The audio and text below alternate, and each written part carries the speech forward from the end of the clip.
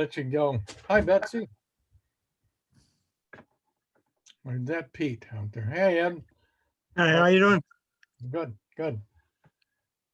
Who else is out there? Nathan Kruger. Well, hello, Nathan. How's it going? Good, good. Nathan, open up your video so we can see you. Sure. Sure. Yeah, I don't recognize it too often here. So How's it going? Hey, is David. Hi, Nathan. Hi, how are you? Oh, good. Are you a new member? Yeah, I signed up probably 6 months ago. I haven't made it to any of the meetings or anything. I just started getting into fly fishing this year, so I figured I'd come to one of the meetings just to check it out. Well, welcome. I'm Jerry Sapp, the president of the chapter, and glad to have you here. Yeah, appreciate it. Thanks. We're going to give away some nice places to fish tonight. So Oh, perfect. you have a DeLorean map or something. And if not, go back and read the newsletter and download the maps. We're going to put them up on the screen and they'll be on the website for later on. Nice. Yeah, I've been reading the newsletters as they come through. Okay, great. So if you have some maps available, grab them. All right, will do. Get your DeLorean. Hi, Jack. Hello. Hi, Al. How you doing, Jerry? All right, Al, before I forget it, Jack. what's the name of that book we have? I knew it. I'm throwing a curve to you. I know who wrote it. You're right. I can go get it. Yeah, Let me- take it. I'll Yeah, get do that, and we'll go on, and I'll talk to somebody. Hey, Jerry. Yeah. Yes. Whoop, too slow. Oh. Wait, is that a good one for tonight? Oh, yeah, I think so. Okay, folks, we'll probably have some technical difficulties tonight. Scott's running the Zoom meeting and he's going to have a drink here, so we may have some problem. Hi, Bob. Howdy. How are you? I haven't talked to you for a few minutes here. Yeah, really. You're probably sick of me over the last few days. No, never. No, I'm glad to get the updates. Hey, Joe, put your video on. Let's see how you're breathing. Joe Savoda. Say hello, Joe. He's not going to talk to us. Unmute yourself, Joe. Hey, Betsy, how are you? I see you. Hi, Betsy. Doing okay. Pete's here too. Oh, and Pete's there too, hiding. Hi. We'll get to see you tonight, Pete. That's good. Yeah, Yeah. we're at Pete's with my machine. Hey, Pete. How you doing? Hello. Hello. Hello. I haven't seen you in a coon's age. How you been? I know.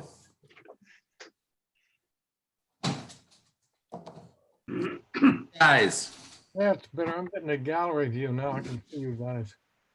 So welcome. One Hi, and all. Jerry. Hi, Jerry, down there. I see Chris. How are you, Chris? I'm good, Jerry. How are you? Okay. I got a couple of requests tonight for people that wanted to join on Facebook.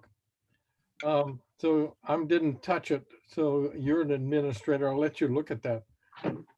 But you may want to take a look. I don't know if they're trying to get into this meeting or what. But if you got a minute while we're BSing, take a look and see what's swinging around there. I don't know. Okay. Welcome, Jonathan. Hey, Jerry. A few things from you, I hope, tonight. Sure. All right. And Brett Bival's got a previous commitment. He won't be here tonight.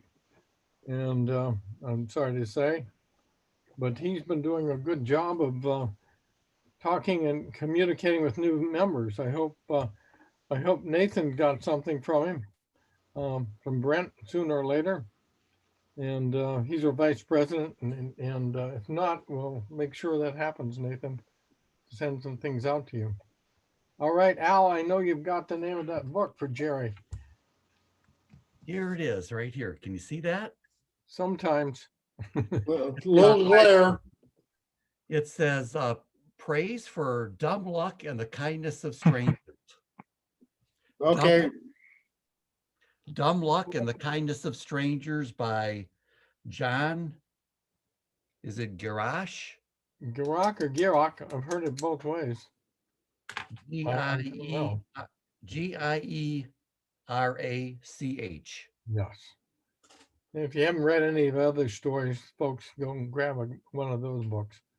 When we ever get back to having physical meetings, we're going to try to start a library up with Pete with doing that, and you'll be able to have a list and call for books, and Pete will bring them to meetings, and we're going to recirculate a lot of books because I think I have a ton of books in the basement that were donated by people.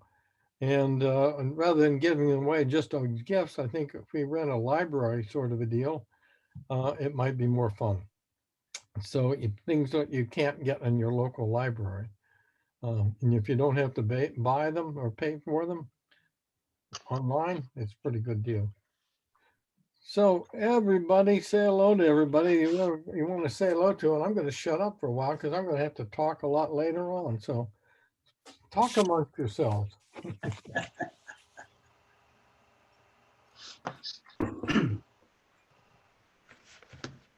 Yeah, you guys are all doing a great job talking. Hey, Joe, how are you? Hi, Jerry. Fine, thanks. Good. Good to see you. Thank you. Good to see you too. Irene, let me see your face. I just don't know who Irene is when I just see That- Irene. That happens to be my wife. Well, go up there and click on the start video. And she's saying no, she wanted to be off the group. So This was kind of new for me. Who is this? This is Ed Damer. Ed, okay, how are you? I've belonged to the club since 2005, but this is the first meeting I've ever come to. Well, welcome. I hope you've gotten some information from Brent Duvall, and he's been sending out things to new members. And I don't recognize the young gentleman that's right next to him. It's another Nathan here. How many Nathans? Two Nathans. Hi, Nathan. How's it going? Good, good. What's your last name? Nathan Rubinger. Hi, Nathan. Welcome. Is this a first meeting for you? Yep. Yeah. I live in Crystal Lake and I love trout fishing. So I sort of thinking I definitely want to join. I've been to the Driftless a bunch of times, and my one friend might be joining us as well. Well, that's perfect. That's great. And you picked a good night because we're going to do some maps and show you some places to fish and places where we put some stiles in. So if you have some maps, grab them. If you have yeah, I have a book. One? I think I have one that shows stream improvement sites. This one, people, the Gazetteer, and they're not backwards normally, but they look backwards to me right now. I hope you see it right. It looks good, Jerry. Okay, it's on my screen. It's backwards. If you're over 40, this is the one you need because it's twice as big. If you're under 40, you can get away with the Gazetteer and live happily ever after till you get 40 and your eyes go to hell. I will say that the one Jerry is holding is more accurate than the Gazetteer. That's because you can see it, Jerry. Well, no, because you can ask Scott. There's places on that thing where the stream is one page off. It's a very good tool, and it doesn't just go for fishing. It goes for hunting and snowmobile trails and parks, and it's just as handy as can be, and much more so than what we see in the Gazetteer. But tonight I'm going to give you reference pages to both when we do a talk a little bit later. So, Hey, Jerry. Yeah. You remember this one? Oh yes, and I have that. Yes, that's old. That's very old, like me. And I'm wondering if I ever returned from Wisconsin because of that. You know, it could have gotten me lost 100 times. That one. Yeah. It really. Back in the day, it was the thing to do. So. Yeah. It was all I had. Hi, Jack. Nope. Jack, did you say something? Solomon? Nope. Nope. Oh, you popped up. I thought I overtalked you. Okay. Hey, Pete. Joe Schultz and Joe Savoda, you still haven't said hello to me. Want to know Hi, your advice. Jerry. I got Okay. kicked out. Now I'm back. Okay. Pete, what you drinking? Anyone remember that one? Oh, no. I haven't seen that one, Bob. Wow. That's Trying to find a publication date. Oh, this is from 2000. Oh, that's 2000. Oh, that's not so old. That's not that old. No. Scott's about in the 80s, isn't it? Yeah, I'll look it up. See if I can find it. Yeah, I'm advertising tonight for our local Brightwater company here. I haven't seen him yet, but we'll talk to him about a minute when he gets on, I hope. Hey, Nathan from Crystal Lake. You're on mute. Yeah. Sorry. I'm Bob from Crystal Lake. I live there as well. So Oh, sweet. maybe we can connect up one day. All right. Yep. Fishing. So That's Do you great. guys do I'm any Pete from trout? Do you guys do any fly fishing around here, or mostly just in Wisconsin and Michigan and stuff? I myself don't do much. I think some of the guys do. They do some smallie fishing and things here, right? Yeah. I've done some largemouth and smallmouth in the area. It's pretty fun, but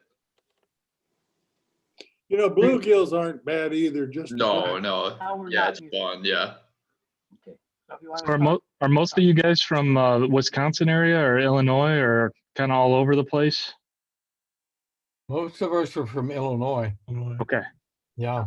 Around the Chicago area and the western suburbs and the northwestern suburbs, but our chapter goes clear to the Mississippi for members Gotcha. until to the border of Wisconsin. Okay, great. Yeah, I'm from Dixon, Illinois. So little ways away from Chicago. So what we bet. do a lot of, and if you guys are new, we have been working on Fox Bluff over by Cary, Algonquin, and putting some trout in there, in the ponds there, and we just got it done getting the eggs in. You're going to hear about that a little bit later from Bob. And then we also are going to talk about tonight some stiles that we've been putting in over the past years. And with this chapter called Gary Borger, I don't know. Hello, Darwin. Hey, Hello Darwin. there, Chair. How are you? Hey, Good. And Jim, Hi, Darwin. new member down here. You just lit up, Jim. Jim Durant, I think. Hello. Oh, hey, sorry. Yeah, my mic was on mute there for a second. Yeah, I'm a new member as well. I'm from Crystal Lake. Just started getting into fly fishing. Sorry about my background too. I've got to change that off. Oh, it looks real nice. I had that left on from another meeting previously. You're Completely out forgot to. a bunch of flower fields. Yeah, we're worried about you. You're from Florida or something. Jerry hadn't seen that since the 60s. That's Here we right. go. You know, for what it's worth, gang, I can tell you the Crystal Lakers that bluegill fishing on a fly can be a hell of a lot of fun. Oh yeah. On Crystal Lake itself? Walking the shallows around the lake, you can do extremely well, and it's a lot of fun. Oh yeah. Awesome. Yeah, I'll have to give that a shot. hey, Yeah. Nathan from Dixon. Yeah. Have you fished over at the White Pines when they stock over there? Yeah, I went there back in October. It gets pretty crowded there. But White Pines is nice. I got another river around here that I've been going to for smallies and having a lot of success. Did you get any of those big trout they put in? Oh over at yeah. White Oh Pines? yeah. I caught about a dozen in an hour there. Yeah. It was fun. We'll have to get the secret worm from you to hear what it is. Yeah. I use a Frix Fix. It's What's like It's like a rubber legged woolly bugger. A buddy of mine ties them. You know Ryan? I know a friend of Ryan's. Oh, okay, because I fish with Ryan. Okay. He's a great guy. Yep. You guys ever heard of Norm Yakeley? I have, yes. Okay. Norm is the one who I get them from. Okay. Yeah, that's a killer fly. Yeah, I love it. Yep.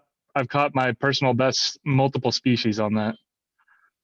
That's right, because it does work. I remember one time, I think Ryan had caught, 18, 20, 30 different species on that fly. Yep. I've probably caught 9 or 10 different species on that. We won't tell this guys what it is, so that's just between you and Hey. me. You gotta remember, Jerry can block everybody else. Right. Well, if you go on YouTube and you search for Ryan's Fix, you'll find Ryan, and he does a real nice demo tying. Yep. And it's a great fly. The last time I was up there on the Driftless one fly, and Ryan was there, it was brutal conditions, and I still think he caught 30, 40 fish. Yeah. It's been a good one. I caught a 18-inch smallmouth on that, which was my personal best, and then a half an hour later, I caught a 19-inch on it. Sounds like we ought to tie that at fly tying. Yeah, he's got good instructions online with the recipe. Al says yes. Yes. Oh yeah, it's a great fly. It sounds good. Somebody has to bring it. We got to find it out and find out what it looks like. I'll bring one for you, and it's not terribly unlike yours, Jerry, without the stinger hook, but it's got some big eyes on it, and then the shades are more greenish and black. But there you go. There's one. Yep. He's got one right there. Wow, good looking. Wow. That's an olive and brown, and then I got a black one too. The black one does pretty good. Yeah, that looks good. I like that. What's the name of that thing? It's called a Frick's Fix. Fritz Fix. Okay. Frick. Oh, okay. That's Ryan's last name. Yeah, Ryan's last name, right? He's got a beer named after it too. And if you go on YouTube and you search for Frick's Fix, you'll see a nice video of Ryan tying. Yeah, I could probably find a link and throw it in the chat window. See, I don't know how to do that, so you're on your own there. Yeah, that'd be awesome. Sounds good. Hey, let me see by a show of hands, and anybody else that's not showing me your face, tell me how many are interested in doing some fly tying virtually on video here in January. Definitely. Ed, okay, where'd Ed go? Oh yeah, Ed's good. I'm here. Dave, you interested in that sort of thing? Hello, David up there. Thinking, do you tie? I don't. I would like to learn at some point, but I just started fly fishing over the last year, so We can get you started real quick because yeah, Jerry's a great teacher. I'd be interested. Hey, Mark. Hey, Mark. Mark. Mark? Yeah, Dom. Mark, Dom. We're both in the same hat tonight. I like that. You got good taste. I am advertising for you. Mine's green. Yeah, I'm thinking about the fly fishing, kind of like doing one fly that I would tie, but ahead of time I'd tell you guys what it's going to be, and then let you know if you get your materials together if you want to. There's no way we're going to distribute, but I'll try to keep some things simple. And things that you'd have common, you don't have to run out and get some crazy stuff. And then I also like to share. I like to have you guys that are on the fly tying group share what you've been tying, and tell us about it. And then if we like it, and I'll put it together and sit down and tie it the next time. We'll kind of take the fly of the week. Or the Hey, month. Jerry, Yes. Hello. this is Denny. Who is it? This is Denny. Sullivan. Oh, Yes. how you doing? Hi, Denny. How are you? Good. I'm- Good to hear you. There, Scott, too. you can't get that screen on, we'd like to see if you're still alive out there. I'm alive out here. Get Hey, the Mark. screen on. I don't know. I made it. I saw the picture of Clay, your horse, out in the snow. Yeah, he was. You're abusing well, that horse, I see. I've got another one of him. I dialed the number, so maybe I have to go reroute another way to get up a video of me, a picture. Okay, well, we know what you look like. I'm just teasing. Yeah, that's okay. I don't want to lose you. That sounds good to have you there.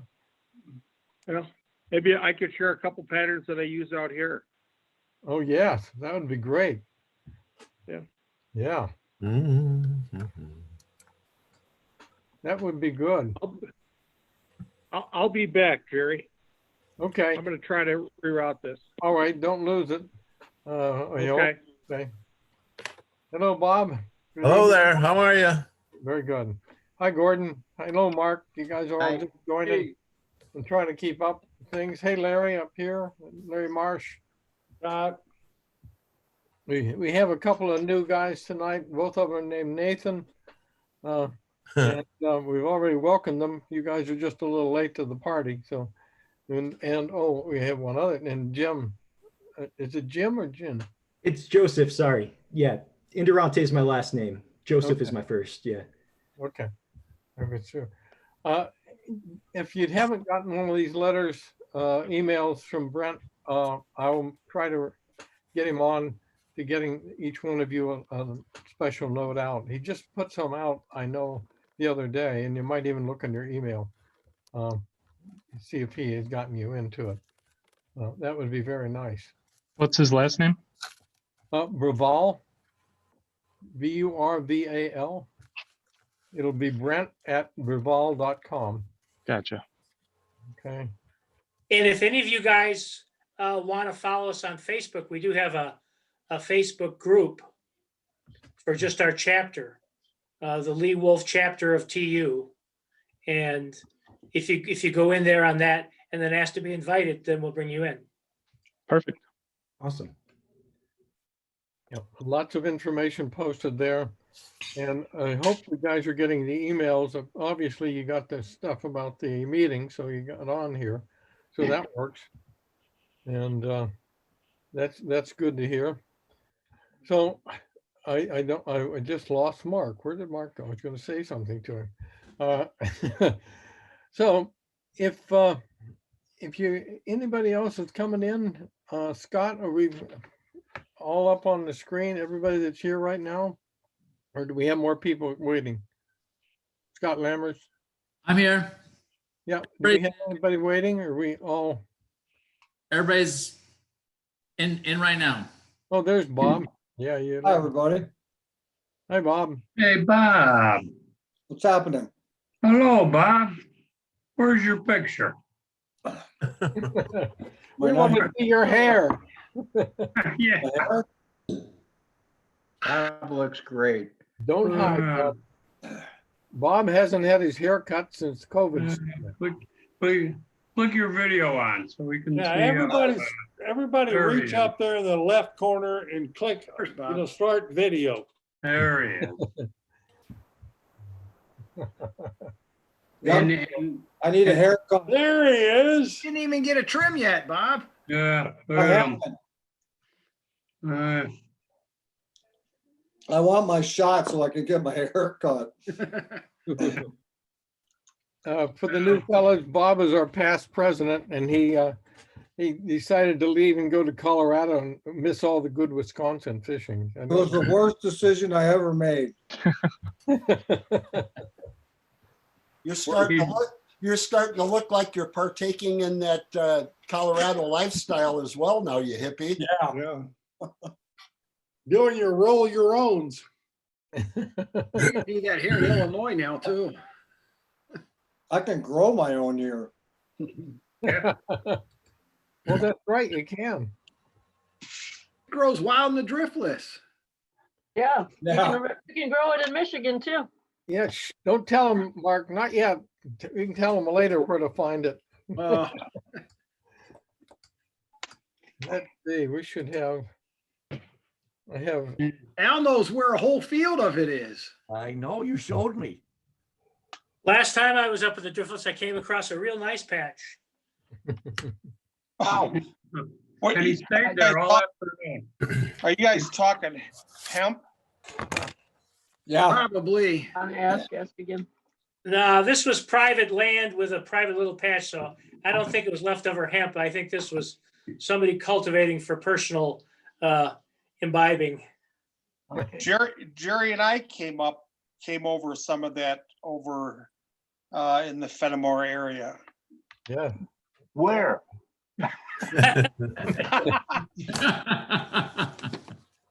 Hey, Bob, Okay. Bob, remember when you and I found it over there by Avalanche? Yeah, the whole field full of it.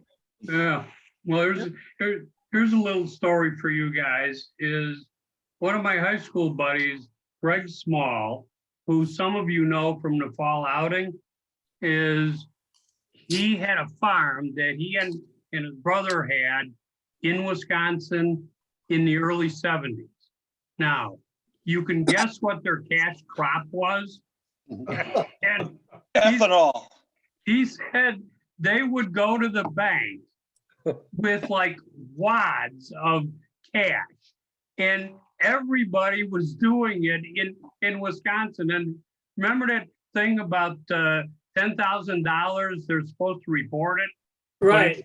where he said guys were coming into these rural banks with wads of cash, and it's like the bankers just smiled at them, wrote up the receipt.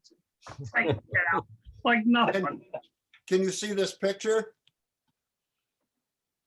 Yes. Yeah. So my wife Oh my and I were goodness. camping in Avalanche and walked across the river, and there's my wife in the middle of the field we found over there. Wow. Nice. Nice. Yeah, we remember, Jerry, we found that right along the Green River off of the one, I forget which road it was, to the Wisconsin riverside, back in behind some corn near the river. We came across it. Yeah, Just don't tell them where they'll all take my supply away. It was just a small little medicinal plant. That's all ditchy. Who was the guy that owned the little store there by Avalanche that passed away of cancer? Roger Wiener. Weeder. Bob Widener, yeah. Yeah, I'm thinking that was probably his stash that we stumbled across there, across the Well- campground on his side. Well, it makes good rope. Yeah. Oh, okay. Yeah. Is that Avalanche over by the West Fork? That's it. Yeah. That's Mhm. That's why they call it rope-a-dope, huh? Yeah. There you go. Yeah, there's a little campsite over there that used to be able to pay and join the sportsman's club. Oh yeah, we've camped there before at the, So the that's West where Fork that field Sportsman's was, Club. right across the river from the campsite. Yeah, Yeah, Nathan and I have camped there before. Right across. Oh, that- these new guys know about it, these young guys. They're all excited to go find that. I definitely got some whips out there, so I thought it was my imagination, but not. Right across there was Trapper's cabin, so that could have easily been his little cultivation. Just a friendly reminder, this is being recorded, so from the YouTube. Nobody's admitting to It's anything. legal now, so it doesn't matter. Okay, Not in Wisconsin. Doesn't Yeah, matter. it's legal through state stores only. Mm. Hey, where buddy. you're going with it's okay by me. He could be a contractor that's distributing to other states. That's what it probably is. Hello, Joe Gow. I haven't said hello to you, and hello, Larry Marsh. Hey, Jerry. How are you guys doing? Who's Anybody else it? I missed? I don't like to miss anybody. I'd still love to hear something from Joe Savota. Hello, Joe. where is he? He was here. Where is Joe? Joe is unmuted. And go Oh, to the lower wait a minute, left-hand corner of your screen, Joe. muted That and he's red hiding. Okay, well, we have enough on that there's 2 pages now. Yes. Joe Oh, it's Spavona like- and Joe Schultz are both There he muted is. and hiding. There he is. Yeah, Joe is on page 2, Yep, I found at him. least on mine. I can't see Yeah. him, but he can hear Yeah. me, but he won't talk to me. No. By the way, Chris, is before I got on, is there was a request from some woman, I forgot who it was, to join TU on the website or on Facebook. So I said, yeah. Yeah. You know, whoever it was, There's I a don't couple of remember. them there. Yeah, anybody that has, I just saw one earlier today and I brought them in. So anybody that asks, we let them in. And then if they turn out to be just trying to sell stuff or push just a political thing with no fishing interest, then we weed them out. Yeah, there you go. Yeah, I've gotten a couple on our VFW site, and I'll go to their about info. And Oh, yeah. if there's nothing there and they joined 2 days ago, like, Just- no, Just ignore them. right. Right. Right, but most of the people, if you look at their Facebook page, there'll be a picture of somebody holding a big trout. Right. And they're members of a few other groups. And very often they have mutual friends of ours too. So, If there's some bonding or some tie-in or whatever like that, I can see it. But sometimes there's no connection at all. It's, Right. It's you want what the interest is. correct. Yeah. Yeah. Yeah. I would like to join your site from Yugoslavia. Right. Well, it teach you Euro nymphin, Scotty. Right. Right. Well, I belong to a group called Fly Fishing Kashmir. And from the pictures, you would think that it was Colorado. No, hey, yeah, exactly. And when our kids were in India, I thought about it. And she has a young girl. When they have a young girl, they want you to sponsor coming to our country. Right. Exactly. Yes.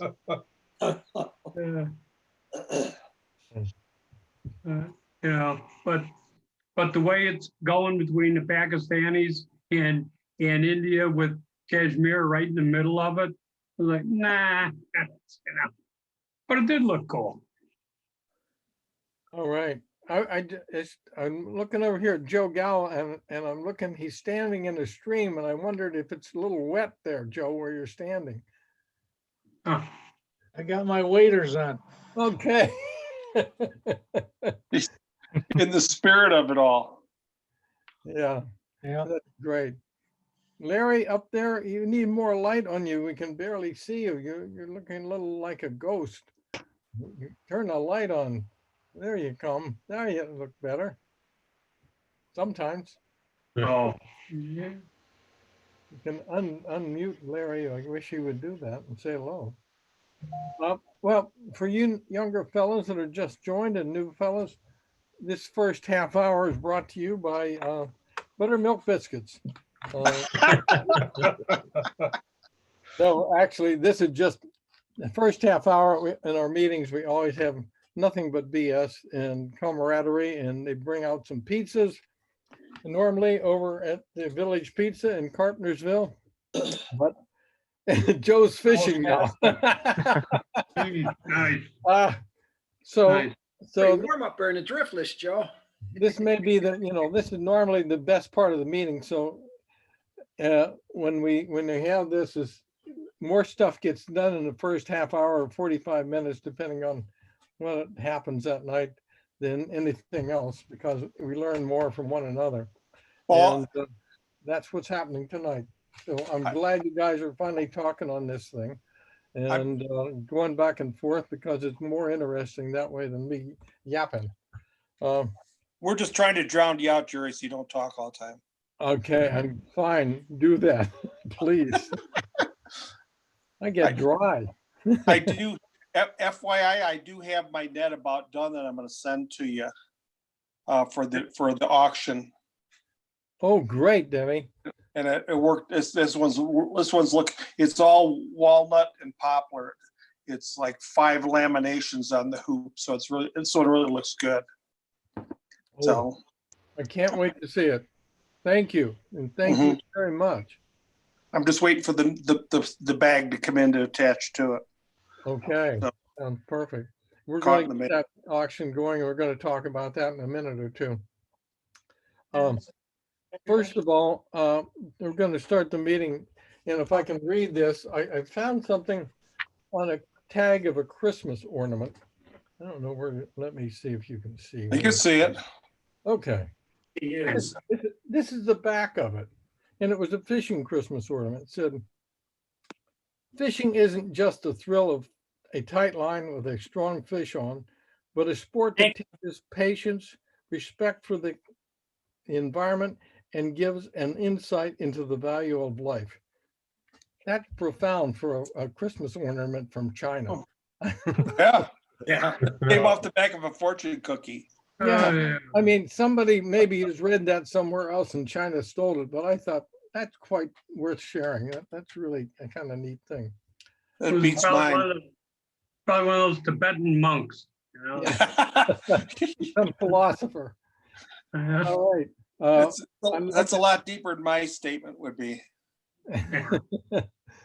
Bob Majewski, let's hear about the trout in the classroom and the good news. Well, all right. Well, there's good news, bad news. But for some of you newer guys, I don't know if you know of the program. We have this program called Trout in the Classroom, and typically we've had 4 classes that we set up fish tanks for them and then teach them how to raise the trout. And the teachers use that as an example of like a science project for their students.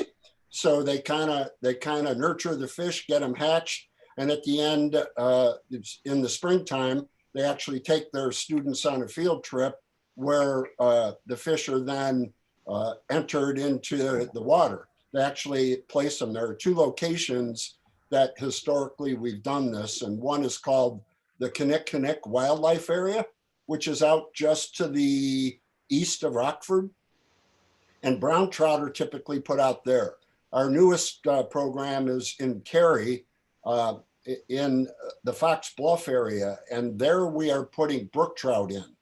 But because of COVID this year, 3 of those classes ended up not being able to participate because they don't want to start up and then have to shut down and put the fish at risk.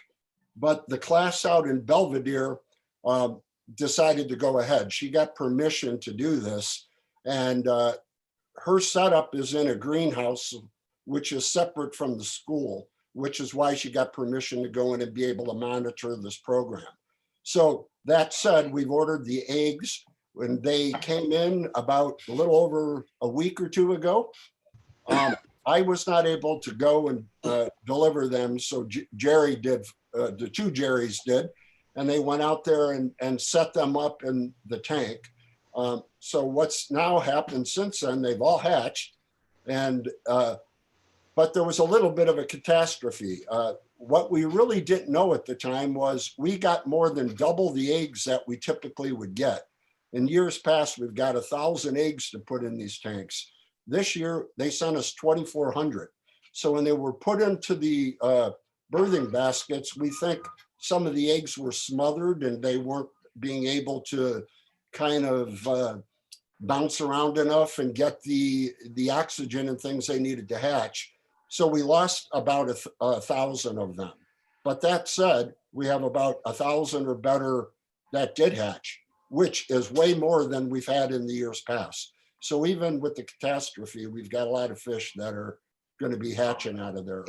They're looking pretty good. So I don't know if anybody had a chance to look at the videos that she posted. If you go look, you can go look on YouTube, and I believe it's BNHS, which is Belvedere North High School, and the fish program. She's been posting progress reports, so you can see little video snippets of them. And she just posted one, I believe, yesterday. So you can see the little guys squiggling around. So far, everything's looking real good, and we'll keep you posted as we know. And I apologize. I put a link to that in the newsletter and it was the wrong link. But if you remember a little while earlier, we sent out the correct link about 2 weeks ago in a special email. And you can go back and find that if you have trouble finding it on YouTube. It's really cool to see these little guys coming around. The third one that she's posted is a wow to me. That to see all those little Allens in there, that's amazing. And it's pretty cool for, again, you newer guys. The way she's done this is she sets them up in a tank.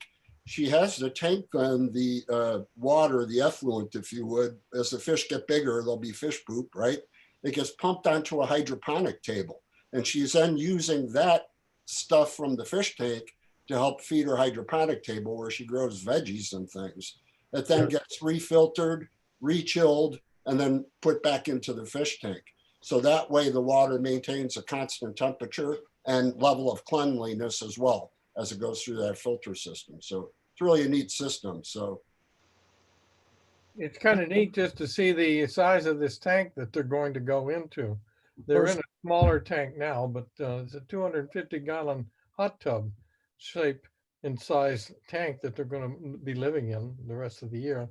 Her And setup is really nice. yeah, and they'll be roughly 2 inches or so at the time they're implanted. So when they get put into the ponds and carry, they'll be a good 2-inch size or so. We've had some success in the past. I mean, we have seen fish in those ponds that had to be what, 10, 12 inches maybe? Oh, more than that. Yeah. Yeah. But there's also a fear that we've had people illegally going in there and harvesting them too. So there's we fight that issue. and the fish are triploid. The state makes us put in triploid. They're sterile. Triploid means 3 pairs of genes. I'm sorry, 3 genes, not 2 pairs, but 3 genes. And so these trout normally live 3 years. So we have to keep replenishing each year, and we can't depend on them to start doing their own. These aren't brown trout though, are they? Yes. No, they're brook trout. Brook trouts, okay. Cool. Does anybody have that link handy they could post in the chat? For YouTube? Yeah, the YouTube, the video. I just didn't get the email with the link, so. Why don't you repost it out there on the Lee Wolf website so everybody can get it? Okay. We can do that. I was going to just add in here what Bob and Jerry were talking about. This young lady who is doing this, her name's Emily Chambers. She is also through Bob Machuski's write-up and everything like that on it. He recommended her and our VFW Lake Memorial post. We chose her as our teacher of the year, and she is moving real well into that thing. Oh, yeah. So how do I get back to that? Oh, that now it came back. It comes back. Oh, what was that? Oh, Yeah, it drops it. We're all back now. Thank you, Scott, for getting us back together. All right. After that, any other questions about that? Any other information you'd like to have? Gary, you said they're sterile fish? There are Yes. sterile, yes, they're sterile. They're Oh, I triplet. didn't know that. Okay. Yeah, How but is it that they're sterile? What makes that happen? Vasectomy Clinic of Chicago. Jerry's got a sharp knife and a good eye. The state required it, Joe, that we put sterile fish in because they're afraid they'll get in and ruin the ecology of the Fox River. It's the wisdom of the government of Illinois. Right. We had to go to brook trout because they are native fish, but we don't want native fish repopulating the state. How did Jerry? How do they make them sterile? Yes, Scott. How do they make them sterile? I think it has to do with some heating of the egg, but I am not sure Okay. One gene missing. One gene not missing, one, no, there's one gene extra. Yeah. Yeah, so there's 3 instead of 2 pair. And I don't know if it makes them less hardy or not, but They sure do grow good. Sure made it, yeah. I'd like to ask, in fact, Bob, that'd be a good question, Bob Majewski, that'd be a great question to ask Tara. How does she do that? Tara being the person we get the eggs from out in Cold Springs Fish Hatchery out in Idaho. And they're shipped in overnight when we get it, and they come in a styrofoam case with ice that's in above and dripping down water on these eggs that are wrapped in gauze when you get them. It's kind of a neat system. That they Is have it Idaho or Utah? Utah. Utah. Utah? Yeah. I'm Yeah. sorry. I said Idaho. I could bring them across, you know? Yeah. He'd save us shipping. Yeah, well, it costs you heavily, Jerry. Yeah. Yeah, I'm sure your gas would be more than the shipping, Denny. Yeah. All right. Any other questions on trout in the classroom for Bob? No. All right. I'd like to kind of talk about the raffle progress in the rod raffle and let Jonathan say a few words too. Jonathan Cully is an older member of the chapter that's kind of rejoined us and has graciously taken on teaching us how to get into a raffle online through TU.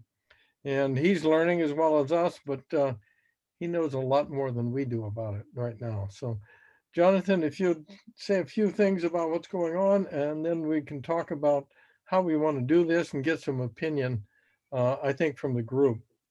Okay. Well, actually, you should thank Scott because he's the one that suckered me back into doing this. Scott.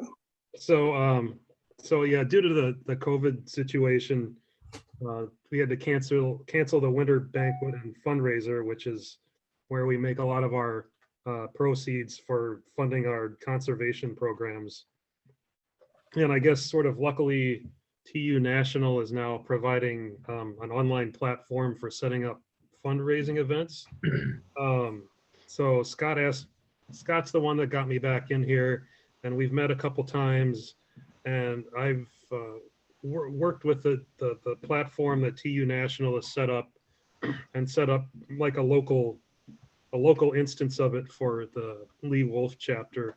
So now we can set up our own online auctions, sweepstakes sort of events, crowdfunding donations, a lot of ways to bring money into the chapter without having to have an actual in-person event. So it's really helpful for the times that we're in right now. We'll still be able to do some of the raffle activities like we like to do during the winter time. I think we still are trying to put together a strategy on what we're going to push out first and how ambitious we're going to be when we start. But I think we have a good base of a good starting point, you know, where we can actually set these things up. So part of the leadership group has been meeting a few times to get that going, and I think there'll be more word coming out about that. A couple other things that I've done.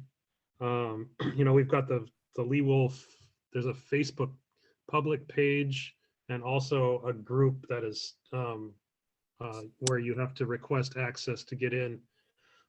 I set up an Instagram page and linked that to the public page. So we'll be able to, you know, a lot of the younger folks will watch Instagram more than Facebook, from what my children have told me.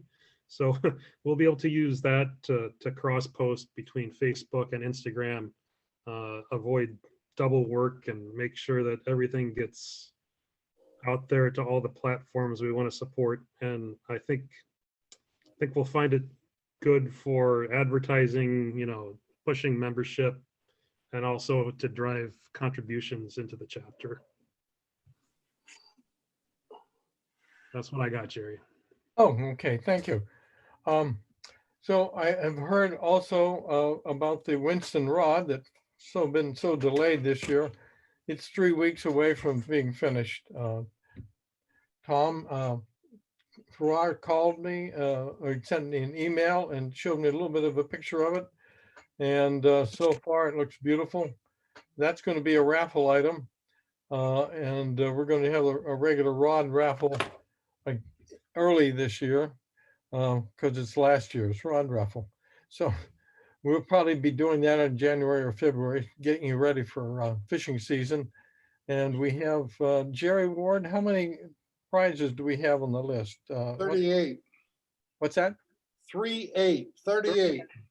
So we have a list of 38 prizes that I think we can use with either it being in the raffle or in the auction that we're working on. And some of them very nice. And we have lots and lots of things to come up with. So I think when we get this done, we're going to start broadcasting it to all our members, but we're not limiting it to our members only. I think we can spread this around and other people, if we have friends, tell them about it, the fishing friends, and they're not in TU, I don't think they should be excluded. So we have 500 members in this chapter. We do have a lot. So I think between raffles and the auction, we should do quite well and bring our treasury back up from being late on getting into our Christmas party this year, not having one. So that in the future, we haven't got a date set yet, a target date, but I know that the Elliott Donnelly chapter did one. I talked to Bill Watkins, and he said they made around $15,000. And that was a nice number, but they had some very nice items.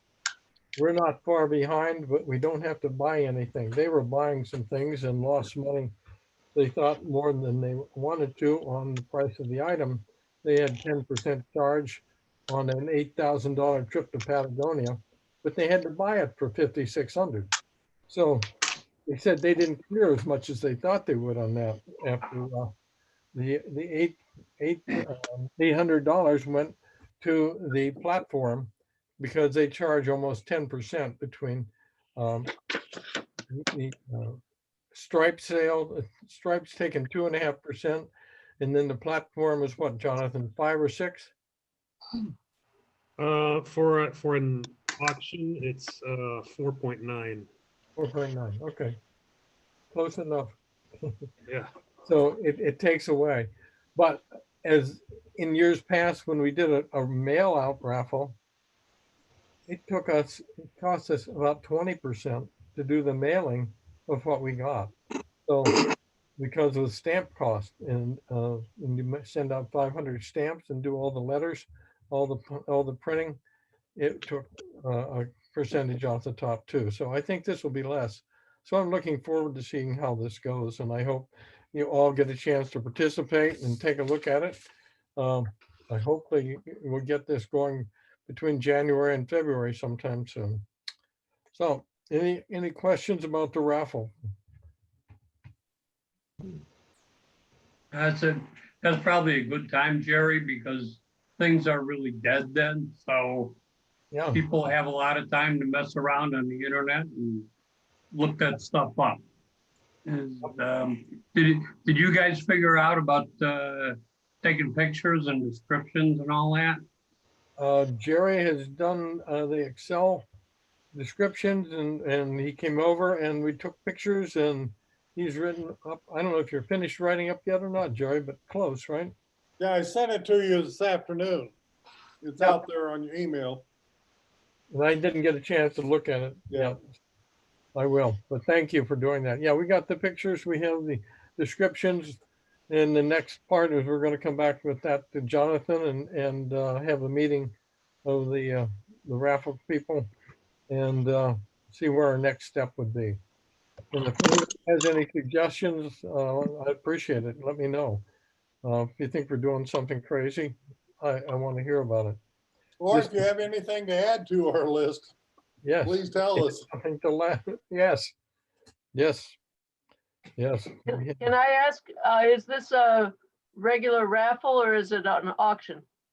We're going to have an Oh. auction and a raffle, Betsy. Oh, okay. We're going to have a rod raffle. The rod is a Winston Boron Super 10. It's a 10-foot nymphing rod, and it's custom built by Tom Farrar. And Winston drugged their feet so long that it never got out to us till July, August. And then it sat down at Corns for a while they put a handle on it. And by the way, Corns only charged me for materials. Eric did not charge us for a cent for his labor, which is very nice. So be sure and use Corns when you can. They've done nicely for us. We're looking still for a replacement for Gordon on the concierge type thing of setting up our trips and setting up a motel reservations and that sort of thing, and actually figuring out the times. Stay there. And Gordon said he would do this year. If he gets a partner to show them what you need to do. So it's a good chance for somebody to jump in. If you want something to do, that'd be great. Let me know. I appreciate it if you can have something, or you can contact me and I'll put you in touch with Gordon and he can tell you about it a lot more than but I don't think it involves a tremendous amount of time. It's pretty much set in stone on the dates usually and where we're going. So just a matter of calling motels and reserving times. Gordon, any words on that? Are you still there? I just see Gordon, don't see a picture. He's not there. Okay, fell asleep. I'm bored to death. What's next? Oh, since we haven't been able to get together for a long time, I'm thinking about, well, May or June when everybody gets vaccinated. I think we should have our annual picnic and have a nice one, a big one somewhere, and give us all something to look forward to see each other. Do it over at Fox Bluff again. And we can all take a look at those thousands of trout that are going to be in there, we hope, and see where they're at and give a few of you folks that have never seen it a chance to look in there. So look forward to that, and we'll decide on when, according to how the vaccine's working and how many people are getting vaccinated at the time, because I know there's going to be some delays, and there always will be. So I'm not going to even set it in stone. I think that we'll just wait, but look forward to having that and having a good one. So speaking of Fox Bluff, we will probably do this year, and Jerry, correct me if I'm wrong, Jerry Ward, when do we get into Fox Bluff after the hunting season? Maybe Reinhardt over there knows too. When does that end? I don't know, McHenry County, if they have site specific, but generally after the 15th of January, it should be. Yeah. closed. It's Yeah, it was the middle of middle of January. January through February with snow on the ground is when we can burn. Yeah. Yeah. Okay. I wasn't sure if it's end of January or. No, it's mid-January. Yeah, Okay. seemed like the middle of January. So we'll do a burn day, and we're going to have just a small crew. And what we have over there for you fellas that don't know, we've cleared brush around these ponds for about 4 years, and we have some gigantic brush piles that have built up, and we need to get them burnt out. And so Jerry Ward and I have become brush pile burn bosses, which is a wonderful name. Certified. Certified, yes. There's more stuff to go through to light a match than you'd ever know. Anyway, we can go out and burn them on our own. So as a group, so that'll be coming up. And if we pick a day, and we want to get out as quickly as we can sometimes, because we won't have too much notice about if the weather's right, the snow's on the ground, the wind's right. So look for that, and we'll put a notice out. I'll let Mark have that job again as usual, and I appreciate it. There's also a time we're going to need a few people over there. We're going to have to pull a brush pile that we put down by the low of the falls on the first pond, on the middle pond, on the far side. There's a brush pile in there that last year trillium were coming up through, white trillium. Oh, They are rare, and Bob knows apparently. Bob, there's 200 white trillium over there on the south side. You won't Wow. believe it. It's in if you know how rare that is to see the trillium around here, the Yeah. deer just eat them up. So this is a nice place that the deer don't seem to go into, and we got to move this brush pile and let them come through. Because Well, it will scar the earth too and destroy that. we're not going to burn. We're going to Can't move burn that. there, yeah, right. Yeah, we're taking that one out. So that's going to be part of the burn work that we do. We have to take that and move it out. Bob, go ahead. Is there any issue, you know, with the COVID? I thought I saw an email not too long ago from the conservation folks that said all individual or group Yes. events were canceled as of now.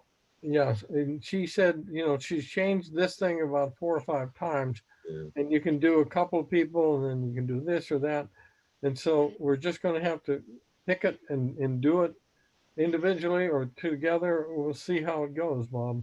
Those are things I want to do, but and get in there and do, you know. And Jerry and Mark and I, and we've been talking about burning, but we don't know if, when, and how. So and they have to give permission for that, any burn. So it'll all be cleared to do it. I'm just kind of hoping by that time maybe some of us have a vaccination and we can get in there to work together. We'll see how that happens. But those brush piles aren't getting any smaller. They're there, and I'm sure we're going to run into seeing some more logs that have landed in the ponds that we have to take care of this spring. So as we go, we'll see how it does, you know, and Jackie will keep us informed. The latest I saw, like you said, you know, she was canceling for a while, but she opens it up, cancels, does this and that. We'll see. Okay. I need also, I'd like to see somebody else besides myself volunteer for a pesticide license with the McHenry County. It's a test you have to study for and take. I've done it twice. It's not hard. It's actually boring because it's all farm stuff. You know, how many acres you're going to spray this much stuff to, and not so much about how much this pesticide does or that. You don't learn that. You just learn how much to put on your field, which is a waste of time for us, but that's what you have to learn from the state. It's interesting. You do learn some things how to handle it, but it's not bad. So if anybody has any interest in pesticides, and I was hoping Ray would be on here tonight, but I don't see him. I was going to say, Ray and I both have certification for doing that. Oh, you do? Okay. Yeah. Okay, great, Bob. Yeah. And yours is not expiring this year? No, I just took it last year. Okay, perfect. So if I don't get mine right, we got you. So that's good. Yeah, that's good. What we need to do that for is after we cut brush over there, we need to spray the stumps. Absolutely. It's to stop future growth. Yeah. Okay, we talked about fly tying in January starting, and earlier. And for those, if anybody came in late, we're going to try to start that. Do a little bit of one fly a night, and then talk about also what you guys have been tying, and or problems or techniques, you know, as it goes along. Whatever you needed help with, you know, especially you new guys. We sit down and do that on camera here, and go over techniques.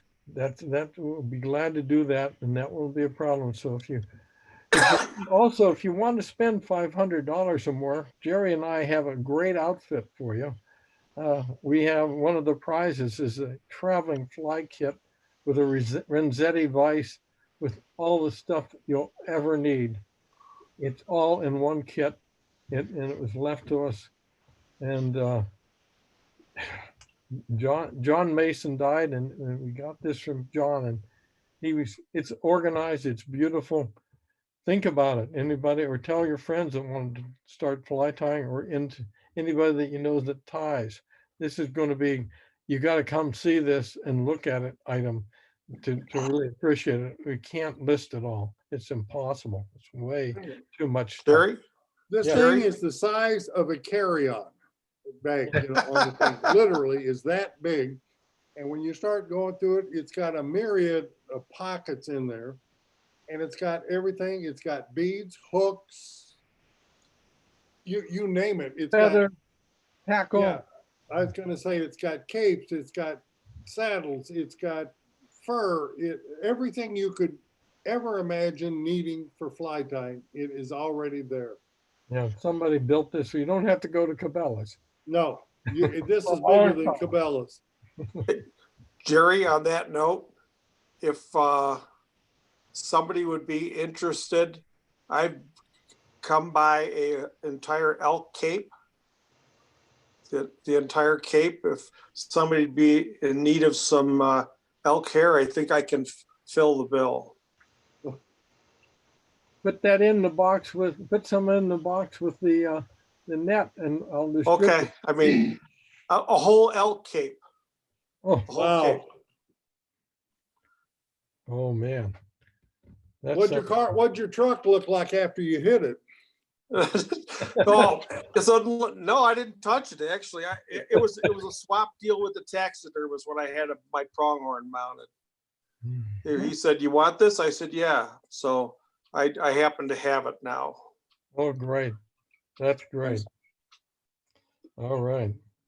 All right. Then if you guys are ready, and if you have some maps around, and I showed this earlier, but somebody you were not on the line. This is 2 maps. This is the Southern Wisconsin Sportsman Connection. That's a great map if you're over 40. Yeah, anytime. Yep, because, you know, if you get the DeLorme, you got to be young because you can't see it. This is twice as big. Very nice. Jerry, you ordered yours online, Jerry Ward, right? Yes, I did. Amazon. Yep. Yep. Yeah, there you go. Bob Majewski's got it. I see somebody's writing it down. Do you get it? Yeah, you can see how it works. Okay. Okay. I mean, this is. Nope. None of that. Try another one. It's pretty nice because it's really big inside. You're going to see that in just a second.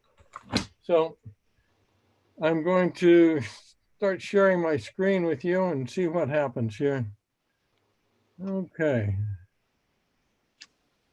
See what happens. Something else happened and I don't know what's going on. Well, let's see why I've lost all my stuff. I'll be down at the bottom, Jerry. What's that? Bring your cursor down to the bottom and should highlight it. Highlight this? Yeah, where it says share screen. Yeah. Oh, that one. There we go. I got it. Thank you. Thank you very much. I thought I never saw that view before. Okay. Where's the kid when you need him? That's right. All right. And if you've seen the movie, and you may get the hint of where this name came from, but this is our kind of a joint presentation here. I'm going to pass this along to Gary Borger too. Big camaraderie. It's always nice to come out and bird with some good people, and it's good to see some good birds. I didn't hear that. This is what our stiles now look like. Okay. And this is the drawing that Jeff Reinecke drew for us in an actual booklet that he did. And really kind of delineates all the stuff on this style and why. And if I can find it back here, there should be another picture. If this doesn't go to hell, let's see what happens.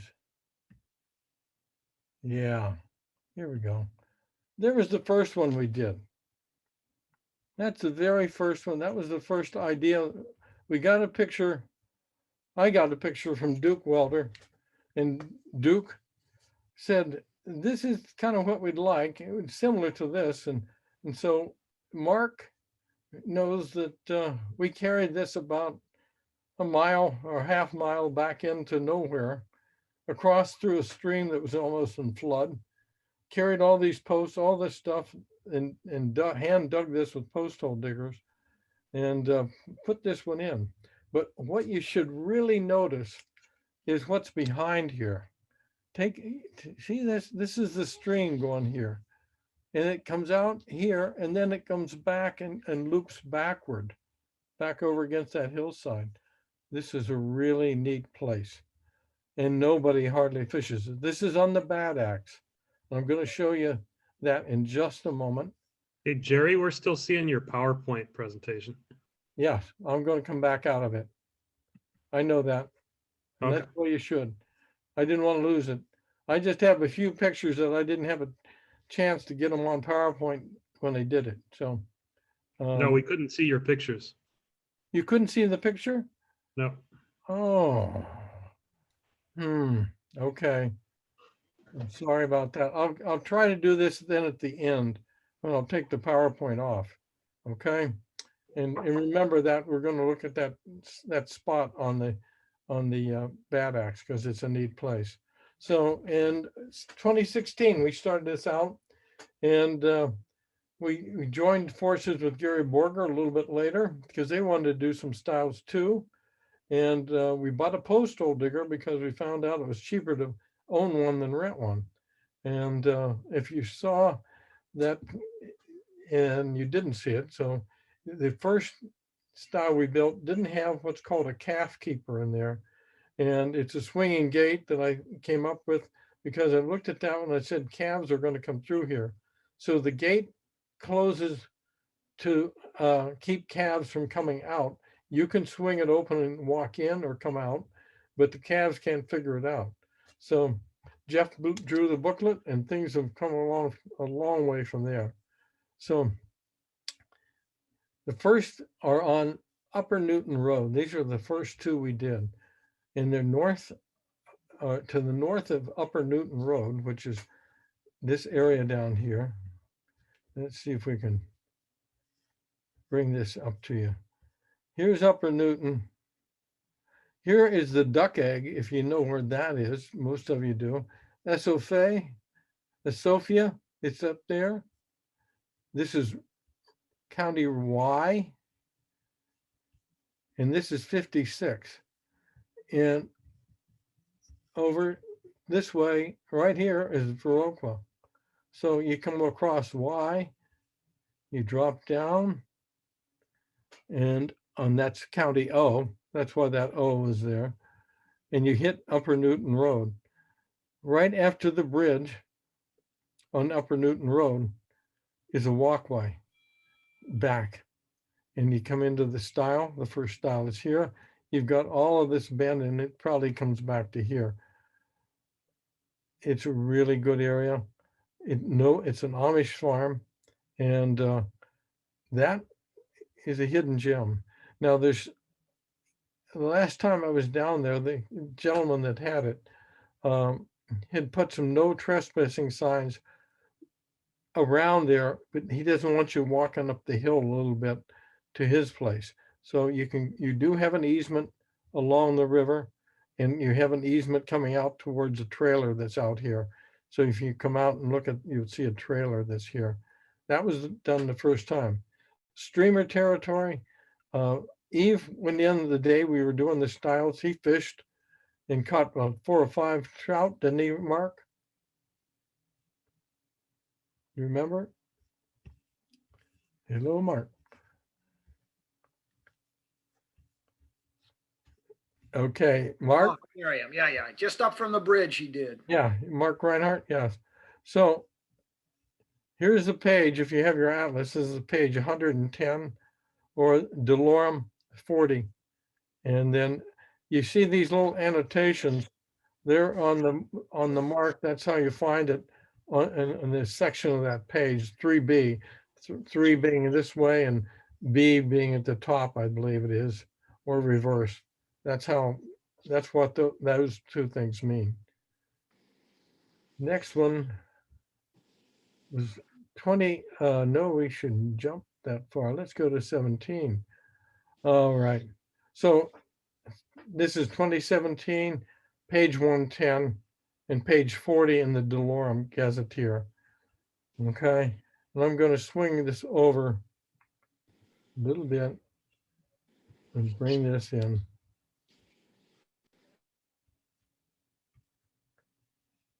And if you're familiar with P in timber coulee, this is P. Here's timber coulee going here. Along here comes G, and that goes up through Bohemian Valley. And there's two styles. One the Gary Borger group did in the first section, and we did one up here.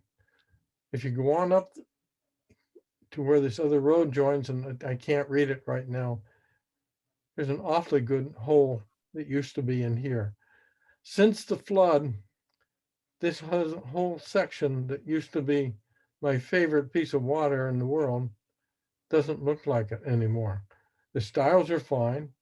Everything's good there, but this whole section is going to get reworked this spring, and we're going to be putting 3 stiles in here along between the fences that divide each property line as you go down the valley. So we'll be going to put fences in there and fences. They'll be putting stiles in there as they cross the fences cross the creek. So we'll have 3 more in there sometime. But if you've never found it, here's a little secret. Here's Coon Valley. This is P. You're coming out of Coon Valley. And this is Spring Coulee, the creek, Spring Coulee, the road. You know where that terrible bend is? That comes off Spring Coulee. Just beyond that, a little bit, past there, the next road that turns off to the right is called Spring Ridge. That's the road. Just a little bit in Spring Ridge, you'll see a stile that goes down into a pasture. The only problem with this stile is it's a little difficult to cross this stile. It's an old-fashioned one, but there's an old tobacco barn here that's falling down just below the stile. You park, you have to go up, turn around, and come back and park the opposite direction, because on the right side of the road is where the little parking area is. The most you can get in there is 2 cars. That spot is the gem. Start down to the creek. You can fish downstream to the bridge. You can fish upstream. And I'm ready for questions. So fire something at me. Yeah, go ahead. Jerry, this is John Bacon in the East. I agree with you. That is a great place to fish. I didn't know you're on here. I'm giving away the spot you gave me, my friend. It is a wonderful fishing area, that whole thing back there. And John Bacon's the person that showed this to me, so I'm glad he's on here tonight. You can go from here clear up to the Bob Jackson area. You're probably familiar with on P. It's all wide open to you, and not too many people get in here to see it. So it's very good. Cuban green woodpecker, prairie warble. Hello. Got that done. Okay. Any questions about that? I'll take them, because there's a lot of fishing area here. This is where Bohemian Valley comes in. That's the Bob Jackson area. This is where another little stream comes in, and where that stream comes in, the first stream that comes in, you want to get right from here up to that spot. It's a beautiful, beautiful glide in there. And when the fish are rising with caddis, it's hard to beat. Further up, it's more of a, gets into some streamer water up in this area. And the closer you get to Bob Jackson, the more people you're going to find. So that's another little gem that you should know about. Did you say the parking for that was on Jor Road? It's on Spring Ridge. Spring Ridge? Yeah, Okay. Spring Ridge Road.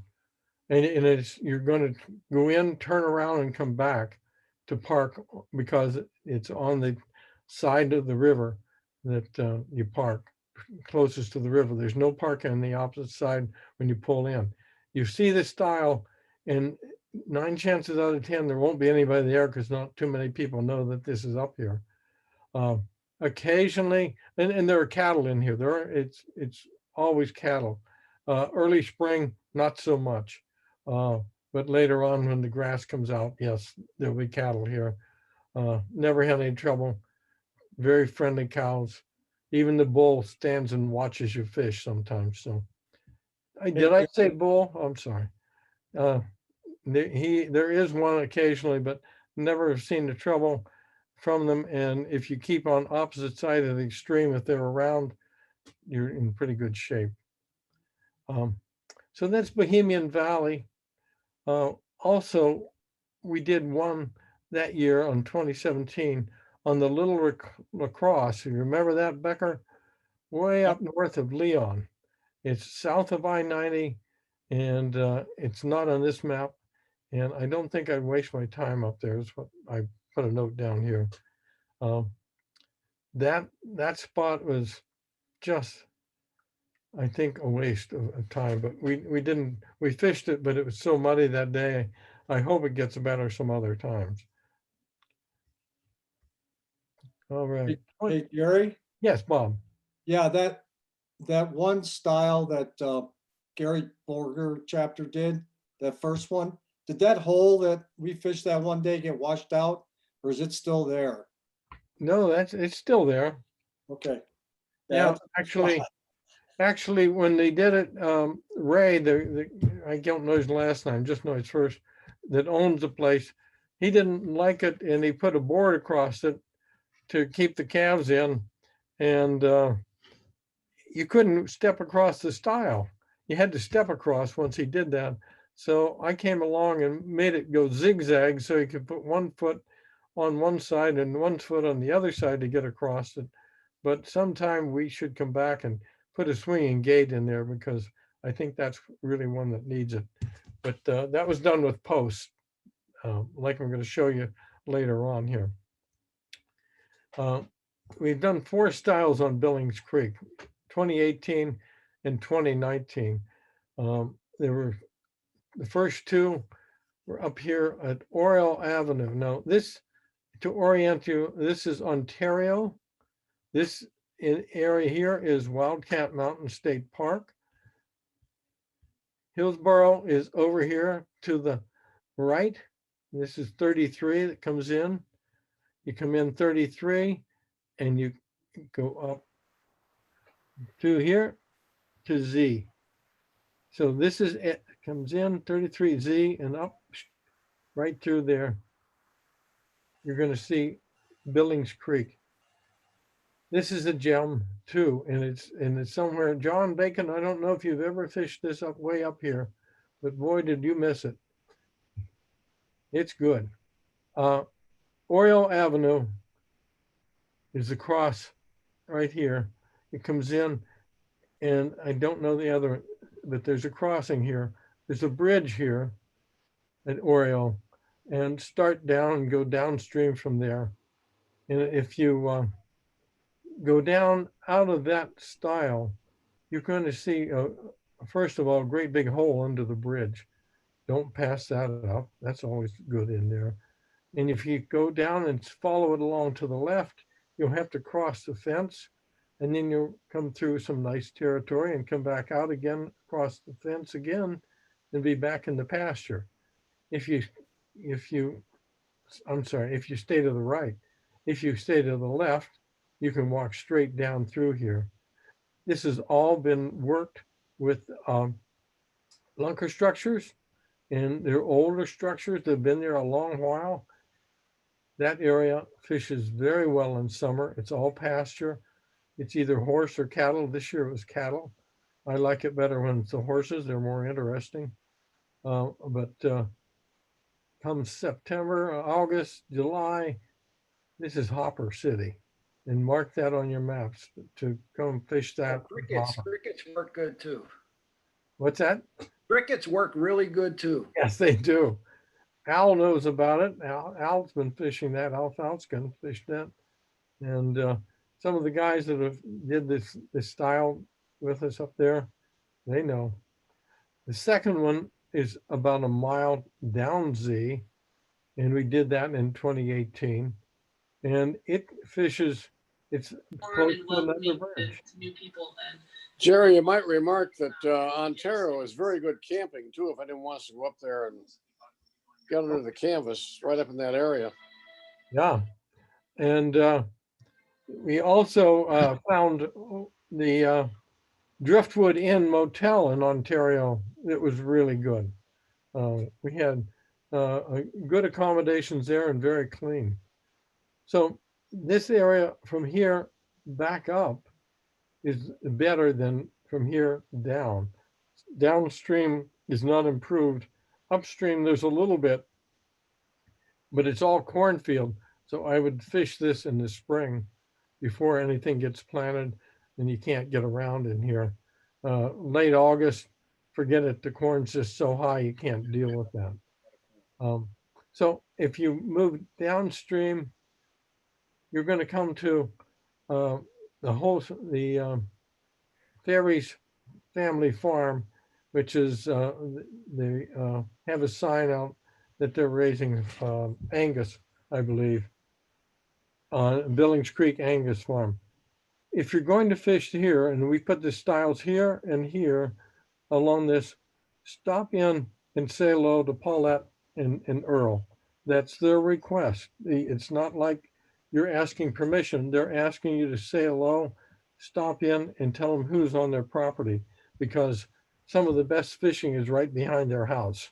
And I'd like to know who's on my property too. Don't park in the driveway unless you're invited.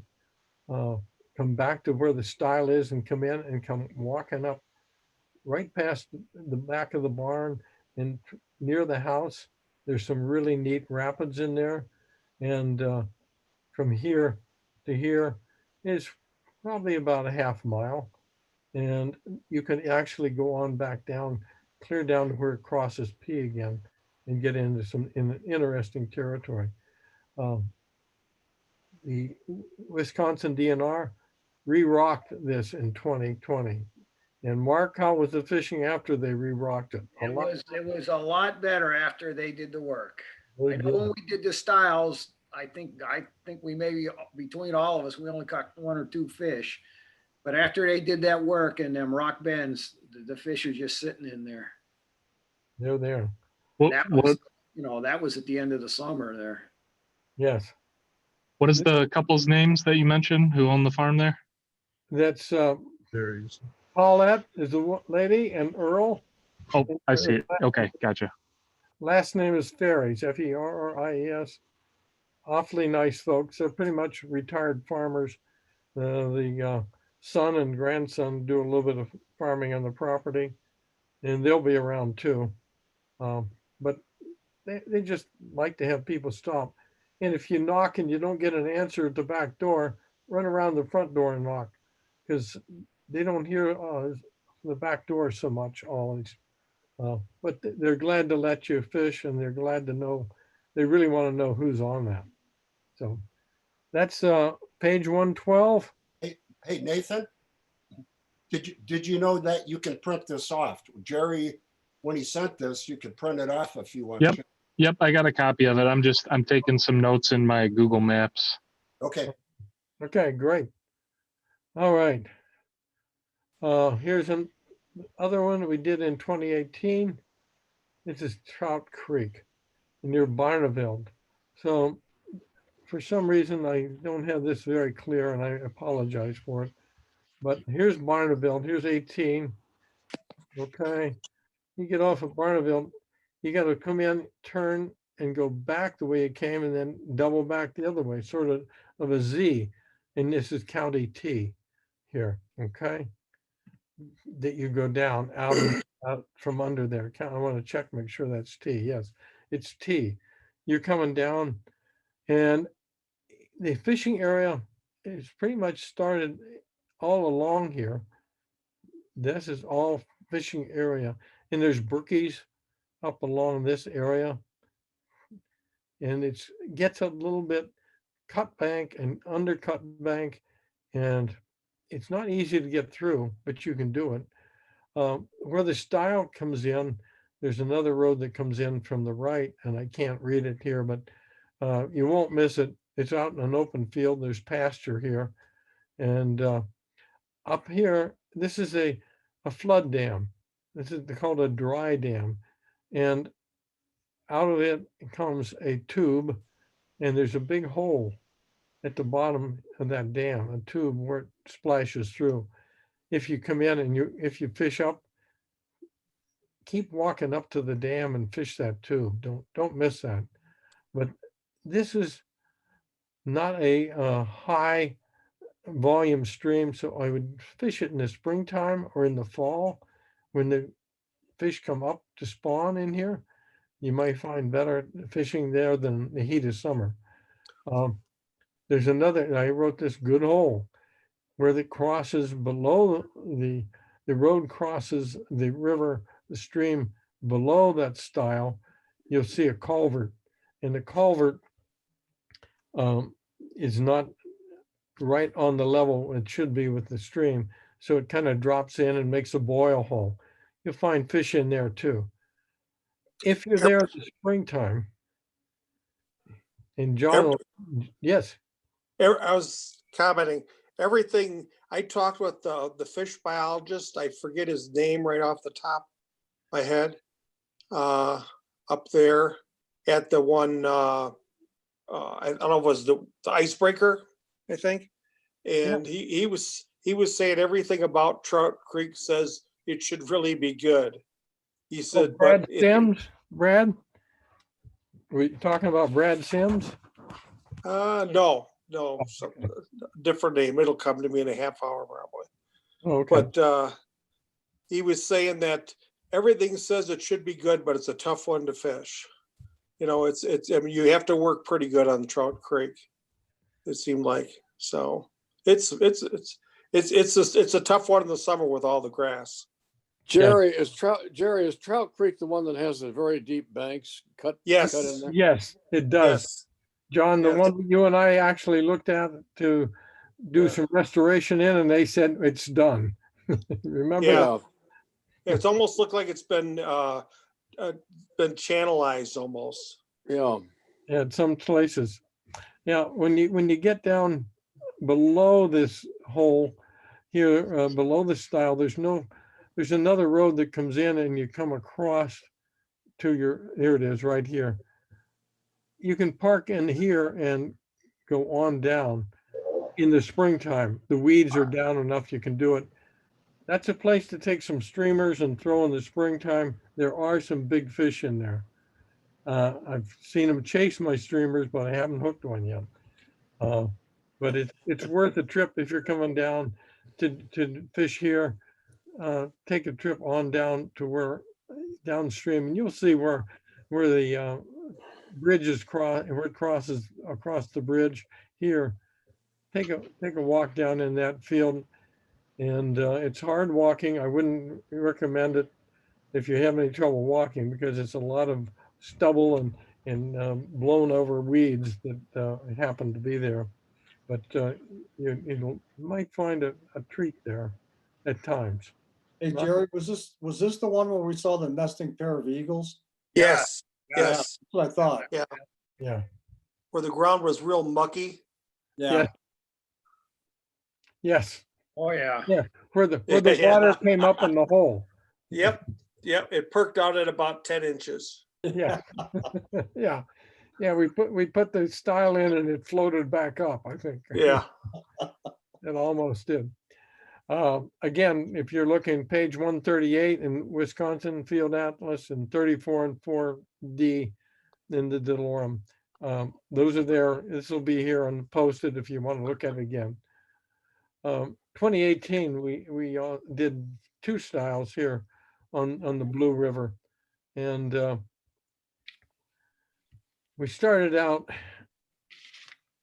I'm going to blow this up a little bit here so I can maybe. Come on. All right. Zoom out. Let's go a little again. There we go. That's what I wanted. There's Snow Bottom Wildlife Area. Okay. But Snow Bottom State Natural Area is on Bowers Road. Okay. Snow Bottom Road is here. And here's Monfort down here. So you're going to come down I bears away, and then you're going to come back across and back up. And that's Bowers. This one here, and it's called, the first one's called Dry Bone. Okay. Dry Bone comes to the county line and becomes Snow Bottom. So Yeah, it's a cutoff. Yeah, so it's just to confuse the heck out of you, you know. It makes this really easy. So Bowers Road is where the state Snow Bottom Wildlife Area is. Dry Bone is where you get to Snow Bottom Road, and as you come to Snow Bottom Road, you're going to run into right here at the bridge, a parking area. Okay. Don't miss this. Park here, and you can walk up, clear up through here, and you can get clear over to Bluff Road if you want to. You can see it on the map. It's amazing. You can do that if you have that long walk. Denny and I did it one time. If you have Yeah. the park. We thought it was a 3-hour trip, and it was 7. Yeah. You pack a lunch.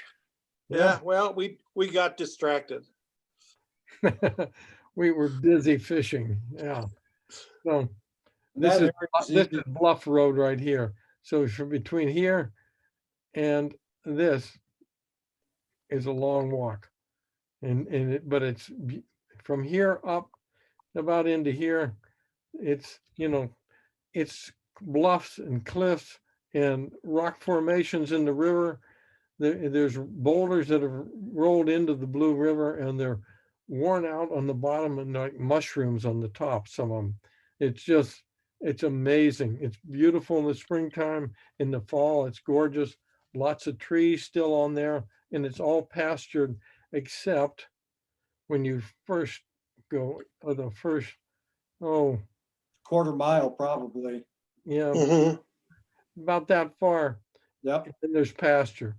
So a lot of people are put off by this first part in the fall and in the summer. But if you're careful, you can work your way through there. There is parsnip in there, yellow parsnip, so be careful. And I hope that if I can talk Dave Rowe into it, we can get the maintenance crew out there and cut that before it gets too bad this year. Hopefully they'll get that going on. But anyway, I digress. This stile is here. This is downstream from Snow Bottom, and it's put in that way. From Snow Bottom parking area, which is right in there, you can walk downstream. That's unimproved till we get to that stile. After the stile, it's been improved from here on down. Actually on down to way on down here now. Yeah, now it has. Yeah, they have. So you can park at at Bowers at here at the wildlife area, but this has all been improved. Mark, tell them about it. You walked through that. It's I don't know, half a mile, 3/4 north of Bowers downstream. It was a field of clover when I walked through there. It was easy walking. I What's the walked down in closest there. town? Excuse me? What's the closest town to that? There ain't no town around there. Montfort. Joe, Montfort Oh, is. Montfort? Yeah, it's south of it. Yes. Yeah, and then you're going north of Montfort. You're going north. Yep, on I, out of Montfort. And Or you so, can go up, what's the one to the left? Is that G? That's F, isn't it? No, the one going north, to the left. west. Yeah. Is that County G that goes north and south? Yes. That's Yeah. cute. Yeah, you can get on Snow Bottom and Bowers from there also. You just turn right and go east. Correct. Yeah, and now I got my. You just go down through the forest. Yep. Because they're gonna redo all that area south of Bauer or north of Bauer Road toward the Wisconsin. Well, they did a lot north of the Bowers. into the forest area. Yes. They did And it. where that field ended, where they did work on the stream, you can see where it goes to the east and then starts going back north again. That corner all in Snow Bottom, that gets really nice. There's bluffs up, a couple big bluffs outcroppings there. I had the place to myself. It didn't look like anybody been out there in a long time. Yeah. I caught a couple fish back there. I was walking and exploring more. I caught a couple fish but it's a nice area. I really didn't even explore as much as I wanted to. Yeah. This is area opened up this year. Gordon, this is where you and I fished this summer for a while. And then Chris is where Chris went from this style up north or up south on the river to fish when he was with us. And you and I went into that new area to kind of look at it, and it was easy walking. If you go to the stile, if you come here on Bowers Road and you park in this part, the stile, you kind of walk around and come up the road. It's kind of off the road and hidden, but that was the only place we could find to get in. But that first from the bridge up here, first 500 feet, it's really good fishing. That's what they did a shocking a couple of years ago. Yeah. They pulled some fish out of there and people's jaws are dropping. Yep. So Denny's fished back in here, from here to here, and you lost a big one back in here, right? Yeah. Yes. Very big. Very big. Very big. There's some holes in there, Denny. What would you say? Yeah. Yeah. If you went downstream you're talking from Snow Bottom now, right? Yes. From Snow Bottom. Yeah. You go down through there about the first half mile, it's through the woods and it's more natural, a lot of sand bottom and some bends and a lot of downfall timber. And there's some holes below some of those down logs there are some big fish that are living down there. And I had one on, he jumped on the opposite side of the tree and I knew I was in trouble because my line was underneath the tree. So, but that doesn't get touched either because nobody wants to walk back in there. So you gotta be a little sharp with your casting, but there's some good fish in there. I actually fished there this summer, only I went up in the northern area, like in the actual forest preserve area there. Oh, you went up here? North of Nope. Bowers or Snow Further Bottom? north, Jerry. Nope, further north up into the gray area. Oh, Yeah. Yep, right through in there. That's yeah, what that's the new spot. Yeah. Are you that's fellas fishing streamers in there? I'd certainly fish them, and we're Denny lost that in this area here. That's Streamer City, yeah, with the big fish.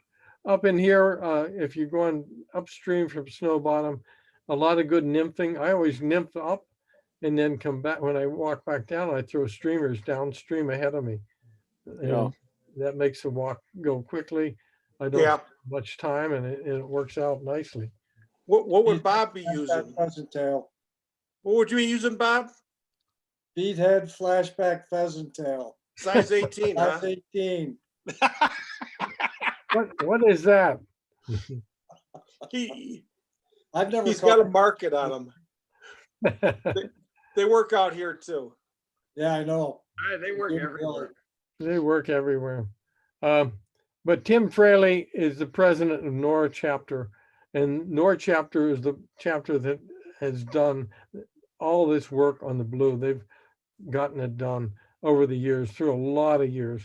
And Tim calls this up above Snow Bottom here, the land that time forgot. And it really is.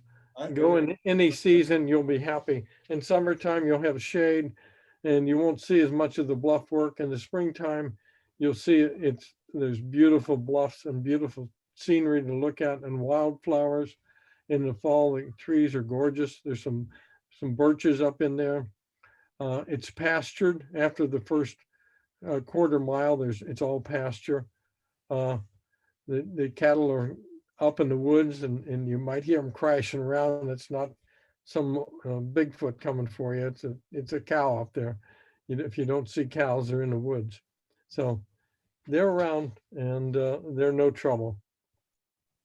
Any other comments or questions on blue? All right. Okay. 2020. Here we go. What happened to 2019? That was the Ferries Farm we did. So in 2020, we did 6 stiles in probably 3 days. We two days of actual working and 1 day of prep. And we kept our masks on and we got in here and did a whole bunch of work. So let me tell you,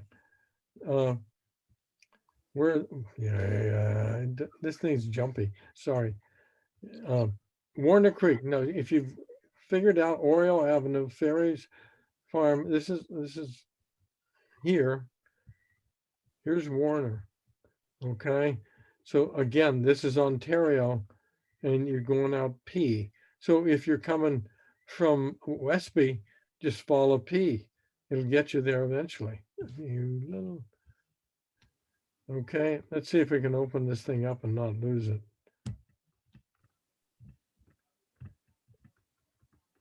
I'll try this a different way.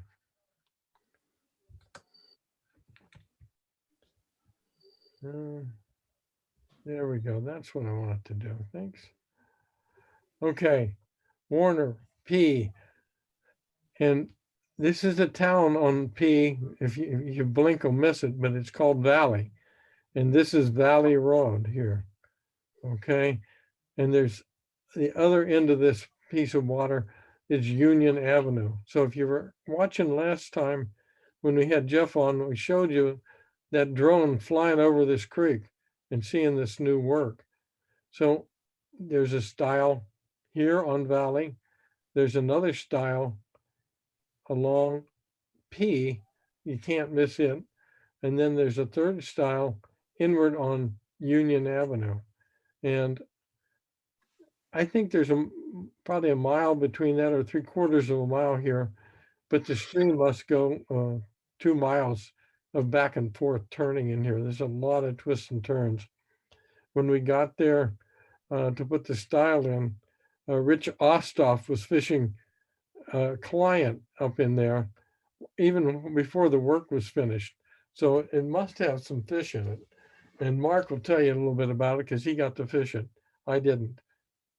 Off of Union, just south of, just west of Union, there's a lot of bends in there. And this is before the work was done. And the guy that was working out there told me every time he crossed this one section, there's a bunch of concrete blocks out there. But he says every time he went by there, he says he always saw fish. So of course, I went over there and I caught some fish there. The work hadn't even been done then. They were still getting ready to rock it. But a lot of twists and turns. You can stand in one spot and fish, 2 sides of the stream, and it was pretty good. Should be even better now that the work's done. It's going to work out. I think it's going to be an easy access, easy walking, flat, all pasture, no trouble getting through the stiles. Any one of these. The parking areas are here. There's one along the road, and up here across the bridge from on Valley Road that you can park along the side there. So it's easy access, easy parking, and it should be a nice place to fish. When we got there, we stayed at the Driftwood Inn. It's the only place in Ontario. It was wonderful. Mark had found this place earlier. She's got what, 5 or 6 rooms, but it's a hidden She's got gem. more than- I think she's got, I think 9 altogether. Oh, okay. And because of this thing, It is 9. when in 2018 it got flooded and they had to rework the whole motel, so it's all brand new. So she's got Hey, a really nice operation. Jerry, Yes. just a helpful hint for some of these other people, because a lot of us have fished a lot of these areas. Looking at Billings, Warner, the lower part of Weester and stuff like that. A lot of these are really what we kidding we were calling outside the magic circle from around Viroqua and stuff like that. So they don't get the pressure, they don't get the traffic and stuff. So you can really go out and fish those places and really have them to yourself. Yes. Another thing, all that dark green in there, it's called the Kickapoo Valley Reserve. There's thousands of acres back there, and there's a bunch of campsites for Yeah. a bunch of campsites there. And it's in a Wildcat Mountain $5 too. an evening or whatever it is. It's a state park too. Yeah. Yeah. Wildcat Mountains, it's very interesting just for the drive around there. Yeah, exactly. It's a wild drive. It's a really steep, twisty road. To tell you, when we were down in Fenimore the one year on one of the outings, Bob and I took the trip all the way up to Billings to fish that because we looked for some good water. We went all the way to Billings and we were rewarded. I've done that before. Yeah. And the next place is another new place that you're going to be rewarded too if you get there. This is Citron Creek, and this is a little far out of the way from Westby, and it's a little bit out of the way from Fenimore, but it's worth getting to. This area here, this is really neat. Over in the side, and I wish I had the other part of this, but if you get into your field guide and look at it, 122, 123, and in Delorme's 32, page 32. Down over here is Steuben. And if anybody's ever fished Plum Creek, it's down here this way too. Bosco Bell is down over this way. And from Bosco Bell, you can go south to Fenimore. You can get there from Fenimore pretty much easily. And Citron has the the Crowley Park is a good place, and it's not hard to find. This is a little Crowley Park in here. You can go in, it's nice and shady, park your car there. And this is off of E, County E. This is 179 down here. I marked it for you. County E, going north. There's a stile here, right by Crowley Park. And there is another one about a mile down the road here. And the one down the road, if you're going north, east, northwest, it's off to your left side towards the creek. But it's up on the hillside in a tree line. It's not going to be easy for everybody to find, but if you know it's there to look for it, it's going to be a place you can access the creek. Because I think the Dudenbossels own probably clear down to here. You've got a mile and a half to fish between these two.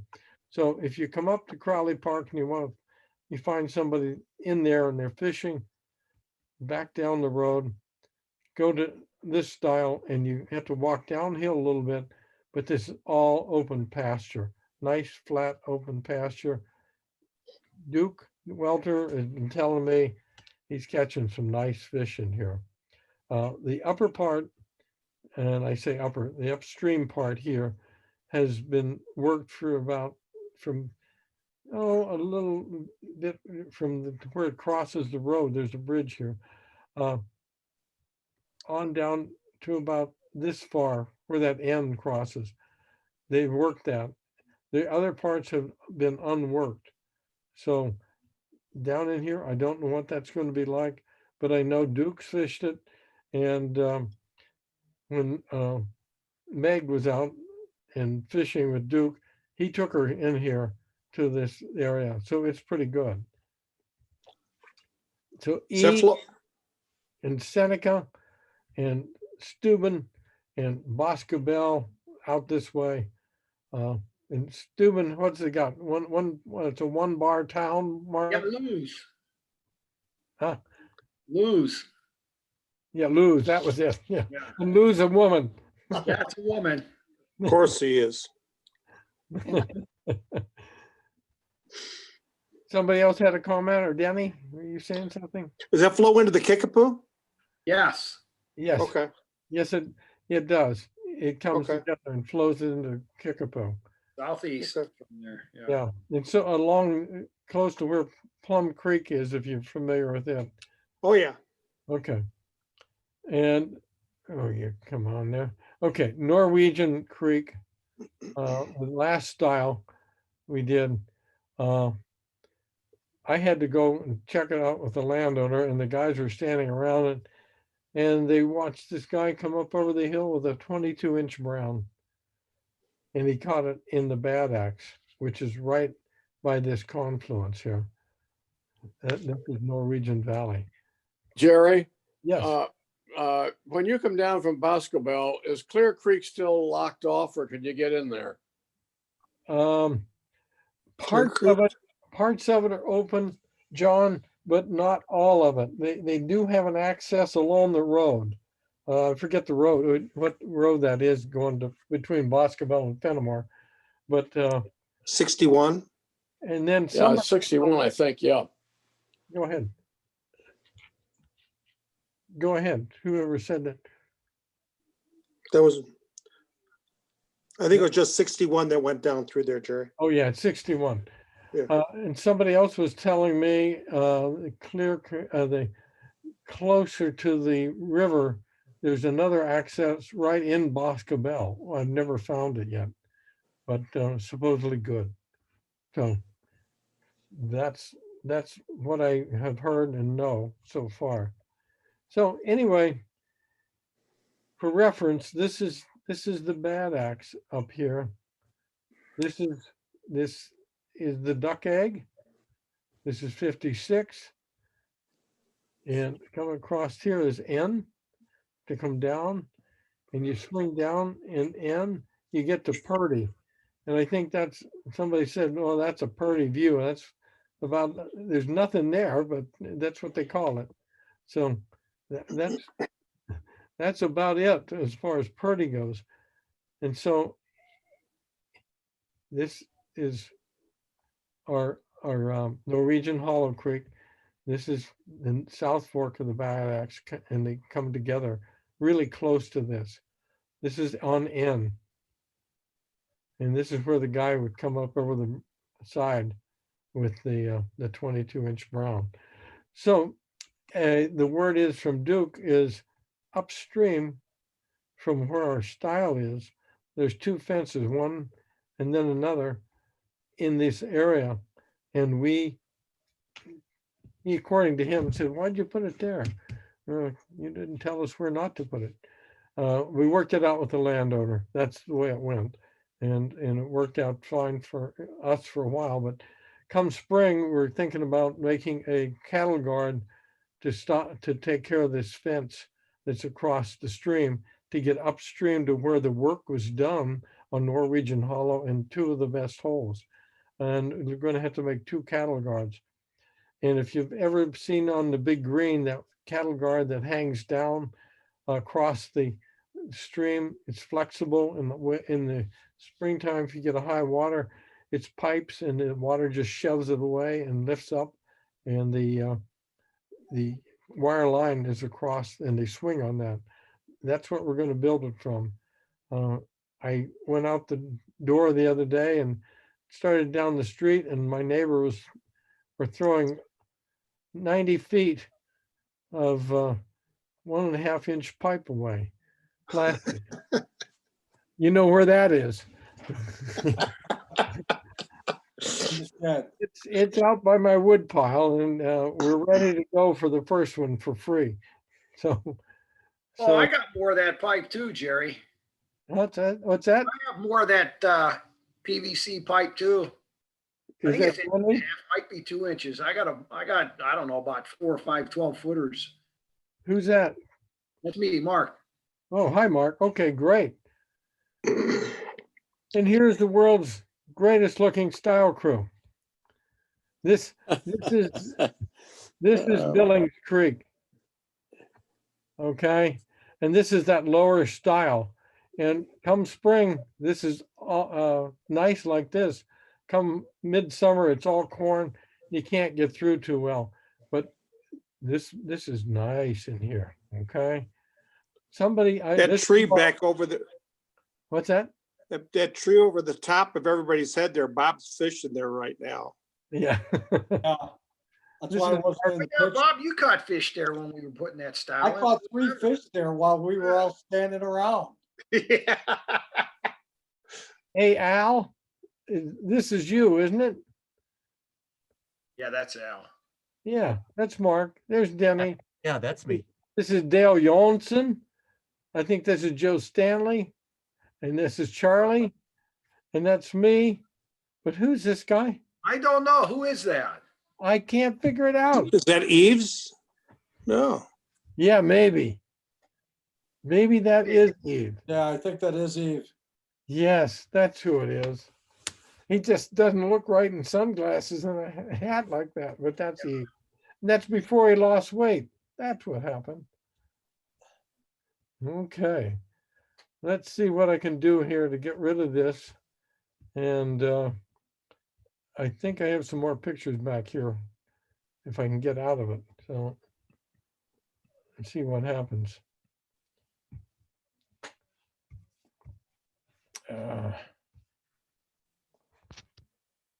There we go.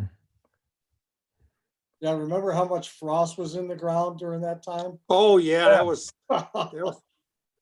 We thought we were hitting roots. It was frost. Dennis put the auger on, the blades on backwards. no, I didn't do that. Oh my Okay, God. I've got my other screen here. I'm going to share my screen in just a second. This is the bad axe. That's what I want to show you. You didn't get to see. Okay, share. There's the first style we did. That looks really rather primitive from what we got. Okay, yeah, I remember. Remember that? And Yes. look, here's what I was trying to show you. This is the bad axe that goes clear back around here, takes a bend and goes back way back there. Uncharted territory. People are not in there. So, hey, Jerry, is this the one that's just up from Newton? Upper Newton? Yes, yes. Yeah, I've been back there. That's pretty nice back there. Yeah, good. This was the easy one. Yeah. Okay, here's the Billings Creek on the upper at Oriole Avenue. The same good looking bunch of guys. Same day. Yeah, it was. Same day. The bridge is over to the right. Yeah, over to the right. And there's this big pool in here and under the bridge and up the other side of the bridge. And if you walk downstream Right and you there, Jerry. That's a if you great follow the pool. river, yeah, there's stuff. Yeah, there's a big bend downstream there. I caught a 14-inch brookie out of. Yeah, I know that. I remember that.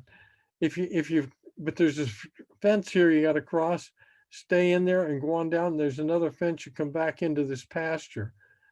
If you stay to the left along this fence line, you walk back into the stream. So you can go either way. Nice water. Yeah, it's the same water. Just here's citron. let me open this puppy up a bit because I want you to see. This is Jeff Reinecke and a couple of the Gary Borger people. This is the valley in Citron. This thing is wide open, easy to get to. The stream's over here and then it moves across. The road goes around this way and you get out of this tree line, that other stile's down in there. Okay. Can you see them from the road? Yes, you can, but you've got to be looking for it. Okay. It's down over the side of the hill a little bit. If you're going down, it's on this side, of course, the low side of the road, not the high, of course. This is the one County E. Yeah, that's on E. That is on E. How far south of Crowley Park is that one right there in that picture? This is Crowley Park, right across the road. Just south of there, okay. Yeah, you're just across the road from it.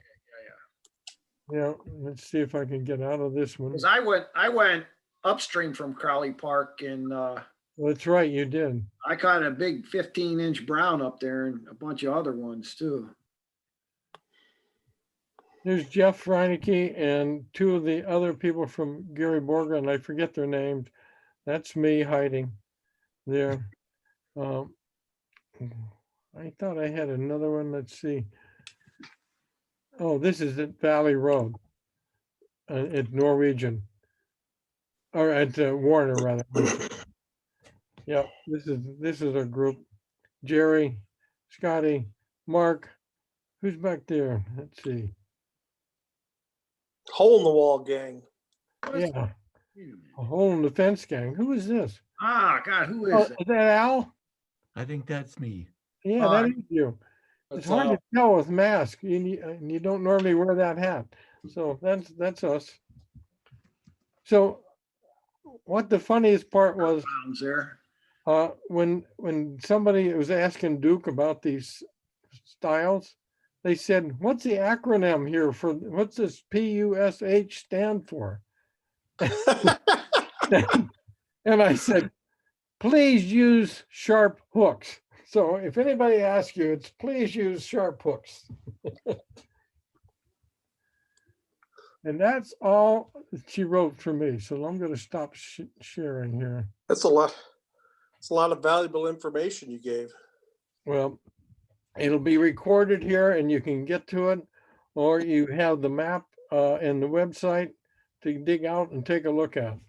So I hope that helps some of the new fellas, especially. And some of the older guys may not have known a lot of those places, but the style crews kind of figured them out. And that's good. Hey, Meg, how are you? Oh, John. Meg. Yeah, you can't hear her. I wanted to know what she thought of Citron because she's fished it. Yep. She just put this picture up and left.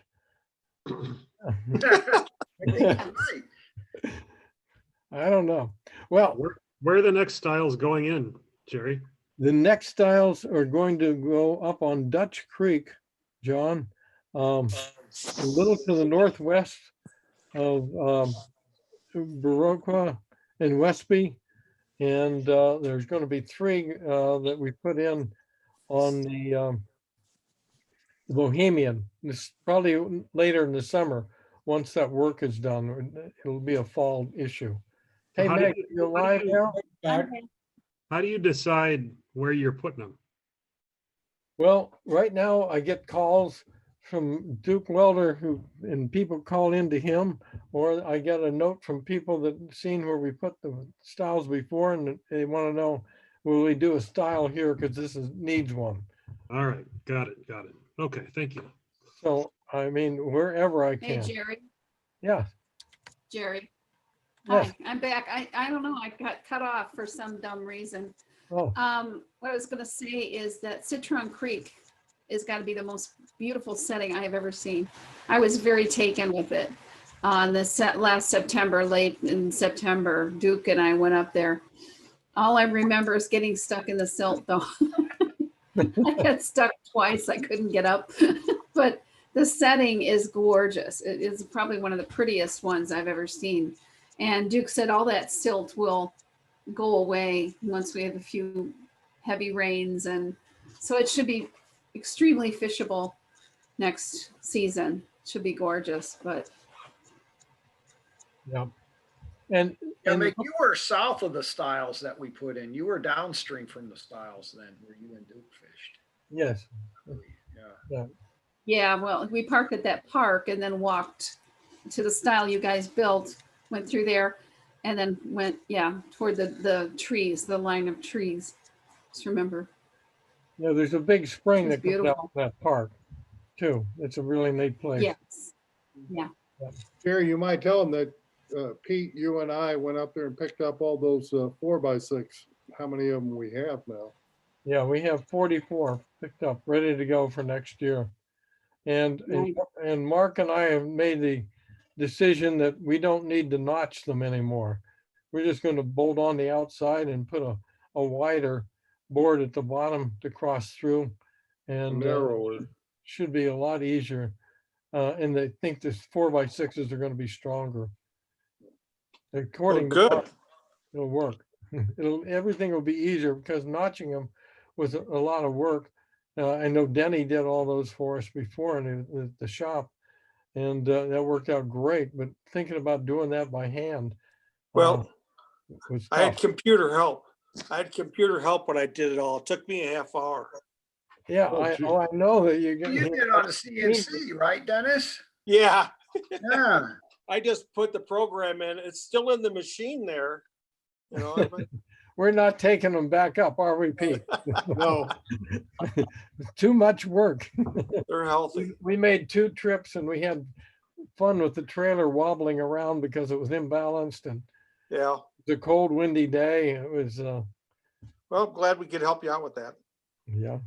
I thought it was Pete that was out of balance. Well, he was driving. That was probably Pete out of balance. He was doing a good job. He stopped really quickly. He said, "Hey, this is wrong." And Pete balanced the load. Yes, Meg. I'm sorry, I was just waving at Ed Dahmer. I haven't seen him in ages. All right. He's muted. But I wanted to say that at Citron Creek, the guys that own the property there, the Dutenbossels, Eric and Ian, are the 2 brothers that are farming that with their, and it's a family operation. They got Farmers of the Year, Conservation Farmers of the Year award out there for doing this on the creek. And they were the 2 guys that did the construction in the equipment because they wanted to learn how to do it. They're thinking about doing this for a living. And if you're ever around and you see them, you'll see the 2 nicest guys. They're just friendly as heck, and nice people. So if you need any help, they live up on the hill top from there, or at the house you can see from the stream. Don't be afraid to approach them. I'm sure they'll be helpful. I got to make a trip back in the spring. Yes. Yeah. Come on down, Denny. You got a place to stay. All right. Anybody have anything else before we close this thing out? Yeah, hey, Jerry, Yes. while we were on this call, I was trying to finalize something with Josh, my son, and my daughter. They bought a cabin up near Leadville in Twin Lakes. And so what I'm gonna offer up for next year, next summer sometime, once we get through COVID, everybody gets their shots. Josh and I will do a 2-day guided trip on the upper Arkansas. Ooh. Right in their cabin, overlooking some of the most beautiful country in the state. So we can put that up for auction, you know, in January or February if you want to do that. So, hey, I second that because I've fished the upper Arkansas above Salida and down below Leadville, and that's outstanding water. yeah, and there's a lot of open water. It's really nice. And it kind of reminds you of the Driftless area because it's a smaller stream. Yeah, but it's roaring. Yeah, and there's a lot of cutback banks and deep holes and things like that. And looking from there, and we'll send out their Airbnb kind of website that shows you some of the pictures. Sitting on their deck, you overlook Twin Lakes, and the mountain scenery around is just fantastic. So Leadville's at like 8,000 feet. no, it's at 10. It's the top, 10. it's the highest city in the country. Yeah, it's. Yeah, I thought I lived up bring high. your oxygen tank. Yeah, Oh, exactly. yeah. Their cabin's at about 11,000 feet. Oh, Yeah. They'll get that high. Two of the in it in July. Yeah, exactly. Two of the biggest mountain peaks are Mount Massive and Mount Albert, which are right there. You can Yep. see them. So The It's collegiate gorgeous. range. It's gorgeous property up there. Yep. Yep. Yep. Oh, so we'll add that, Jerry. We'll get that written up, and I'll let you finalize it and give us a rundown on it, Bob. yeah, I mean, Before we offer it, but John, when thank you get everything figured out, how you want to get pictures into everything, I'll talk with Jerry and we'll get you some pictures or whatever we need to do to get that online. Okay, yeah, we'll work it out. That's perfect. Perfect. That's a Jerry, thanks for all the information. It was wonderful. Thanks for sharing that I'm with gonna us. go. Good night. Yeah. same here. I See gotta- everybody. Glad you all liked it. And welcome again to the new guys. We'll hope. Thank you there, Jerry. Thank you, Jerry. Good night, guys. Scott, thanks. Thank you so Jerry. much. Safe. Have a good Really holiday. appreciate it. Happy holidays to all of you. Holidays, everybody. Merry Okay. Christmas to everybody. Merry Christmas. Yep. Good night. Jonathan will be in touch, and we guys will get another quick meeting going. Yeah, we need to strategize. So let's talk. Yeah. Okay. That's Awesome. I was going to do that tonight, but I forgot to do it all online. So Let's do it offline. yeah, we will. Okay. Great. I'll work it out. Send the invitation out. Sounds great. Take care, everybody. Okay. Good night. And Yeah, have a everybody good stay Christmas, good holiday. Stay safe. We'll Get a see you. shot. Thanks, Jerry. Good night. Thank you. Hey, Bob. Oh, didn't catch him. Do you guys know where Bob lives at now in Colorado? Bob, he lives in. He's a suburb. What is he? Just south of Denver. Yeah, I can't think of it. My brother, he's got a shop out there. Littleton. Yeah, Littleton. Okay. I was just out in Eagle Vale Valley area this summer. I got a couple friends that live out there. I tried, but unsuccessfully fished the Eagle River out there. It was Eagle's good. Yeah, it was super low. So that was after I've only fished a couple times that I went out there and didn't end up catching anything. And What month was that, Nathan? that was in August. That was when the fires were really bad. Dry out there, yeah. Yeah. It'd be So- better in the spring.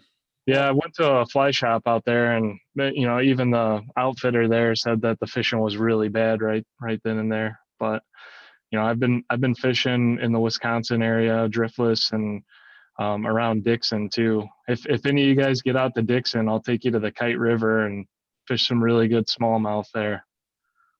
Sounds good. Yeah. All right. All Thanks a right. lot. Hey, Scott, take us out of here. Let's go home.